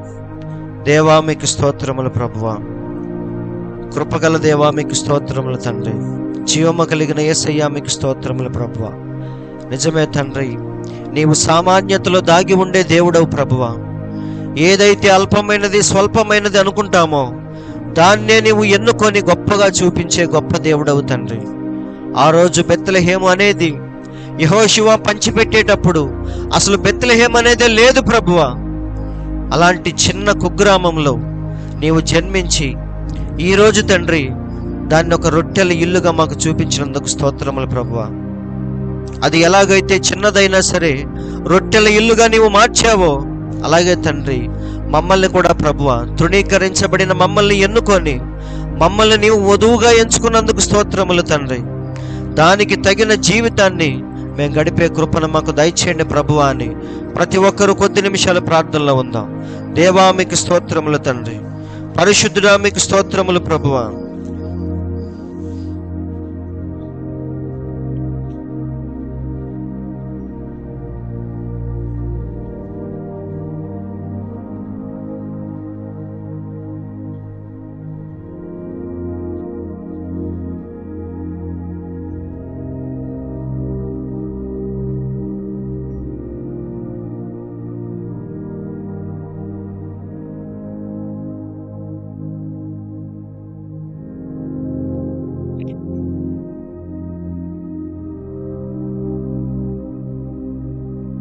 చివరి ప్రార్థన. పరిశుద్ధుడా కృపగల దేవా మీకు స్తోత్రములు తండ్రి. ఈ ఉదయకాల సమయంలో మమ్మల్ని ప్రేమించి ప్రభువా, నీవు ఎందుకు అల్పమైన బెత్లెహేమును ఎన్నుకున్నావో, దానిలో నుండి నీవు ఎందుకు వచ్చావో, మరి మీ యొక్క ప్రణాళికలో ఈ యొక్క గొప్ప చక్రాన్ని తండ్రి బెత్లెహేము వైపుకు ఎలా నీవు తిప్పావో, ఈ విషయాలన్నీ మాకు తెలియచేసినందుకు స్తోత్రములు ప్రభువా. జరిగే ప్రతిదాని వెనకాల మీ హస్తం ఉందని, మీ ఆలోచన ఉందని, మీ ప్రణాళిక దాగి ఉందని తెలుసుకునే కృపను మాకు దయచేయండి తండ్రి. అలాగే మా జీవితంలో ఏం జరిగినా సరే ఒక ఉద్దేశం కొరకే చేశావని మేమందరం గ్రహించే కృపను దయచేయండి ప్రభువా.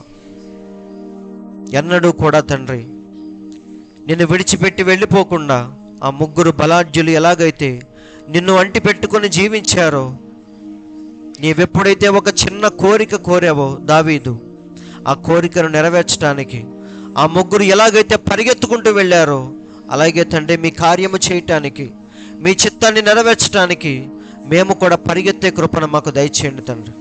ఈ పరిగెత్తే ప్రయత్నంలో మాకు ఎన్నో దెబ్బలు తగలవచ్చు, ఎన్నో కత్తిపోట్లు పడవచ్చు, మా శరీరమే పగిలిపోవచ్చు తండ్రి.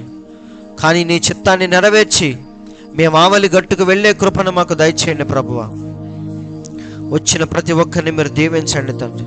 వినే ప్రతి వాక్యాన్ని మా హృదయంలో మీరు ముద్రించి భద్రపరచండి. దాని ప్రకారముగా జీవించే కృపను మాకు దయచేయండి తండ్రి. వాక్యం అనేది కేవలం వినటానికి మాత్రమే కాదు, కానీ అది మా యొక్క జీవిత విధానమని తెలుసుకునే కృపను మాకు దయచేయండి ప్రభువా. నీ రాజ్యములో తండ్రి ఒక ముఖ్యమైన స్థానంలో ఉండబోతూ ఉండగా మేమెన్నడూ కూడా శ్రద్ధగా జీవించకుండా తండ్రి, ఆ పిలుపునకు తగిన జీవితాన్ని మేము జీవించే కృపను దయచేయండి. ఎంతో విలువైన రక్తముతో మమ్మల్ని నీవు కొనుక్కున్నావు ప్రభువా. దాన్ని బట్టే మాకు అర్థమవుతుంది తండ్రి, మేము నీ దృష్టిలో ఎంత విలువైన వారమో. దానికి తగిన జీవితాన్ని మేము జీవించే కృపను దయచేయమని, ఈ ఉదయకాలపు దీవెనలతో మమ్మల్ని అందరినీ మీరు నింపమని మా ప్రభువైన యేసుక్రీస్తువను ఎంతో శ్రేష్టమైన మీ నామములో ప్రార్థించి అడుగుచున్నాము తండ్రి. ఆమేన్. మన తండ్రి అయిన యేసుక్రీస్తు యొక్క దివ్యమైన కృపా సమాధానం కూడి ఉన్న మనందరికీ, ఈ లోకంలోని పరిశుద్ధులందరికీ సదాకాలము తోడే నడిపించునుగాక. ఆమేన్. దేవుడు మీ అందరిని దీవించునుగాక. మరి ఒక్క నిమిషం అందరూ అలాగే ఉంటే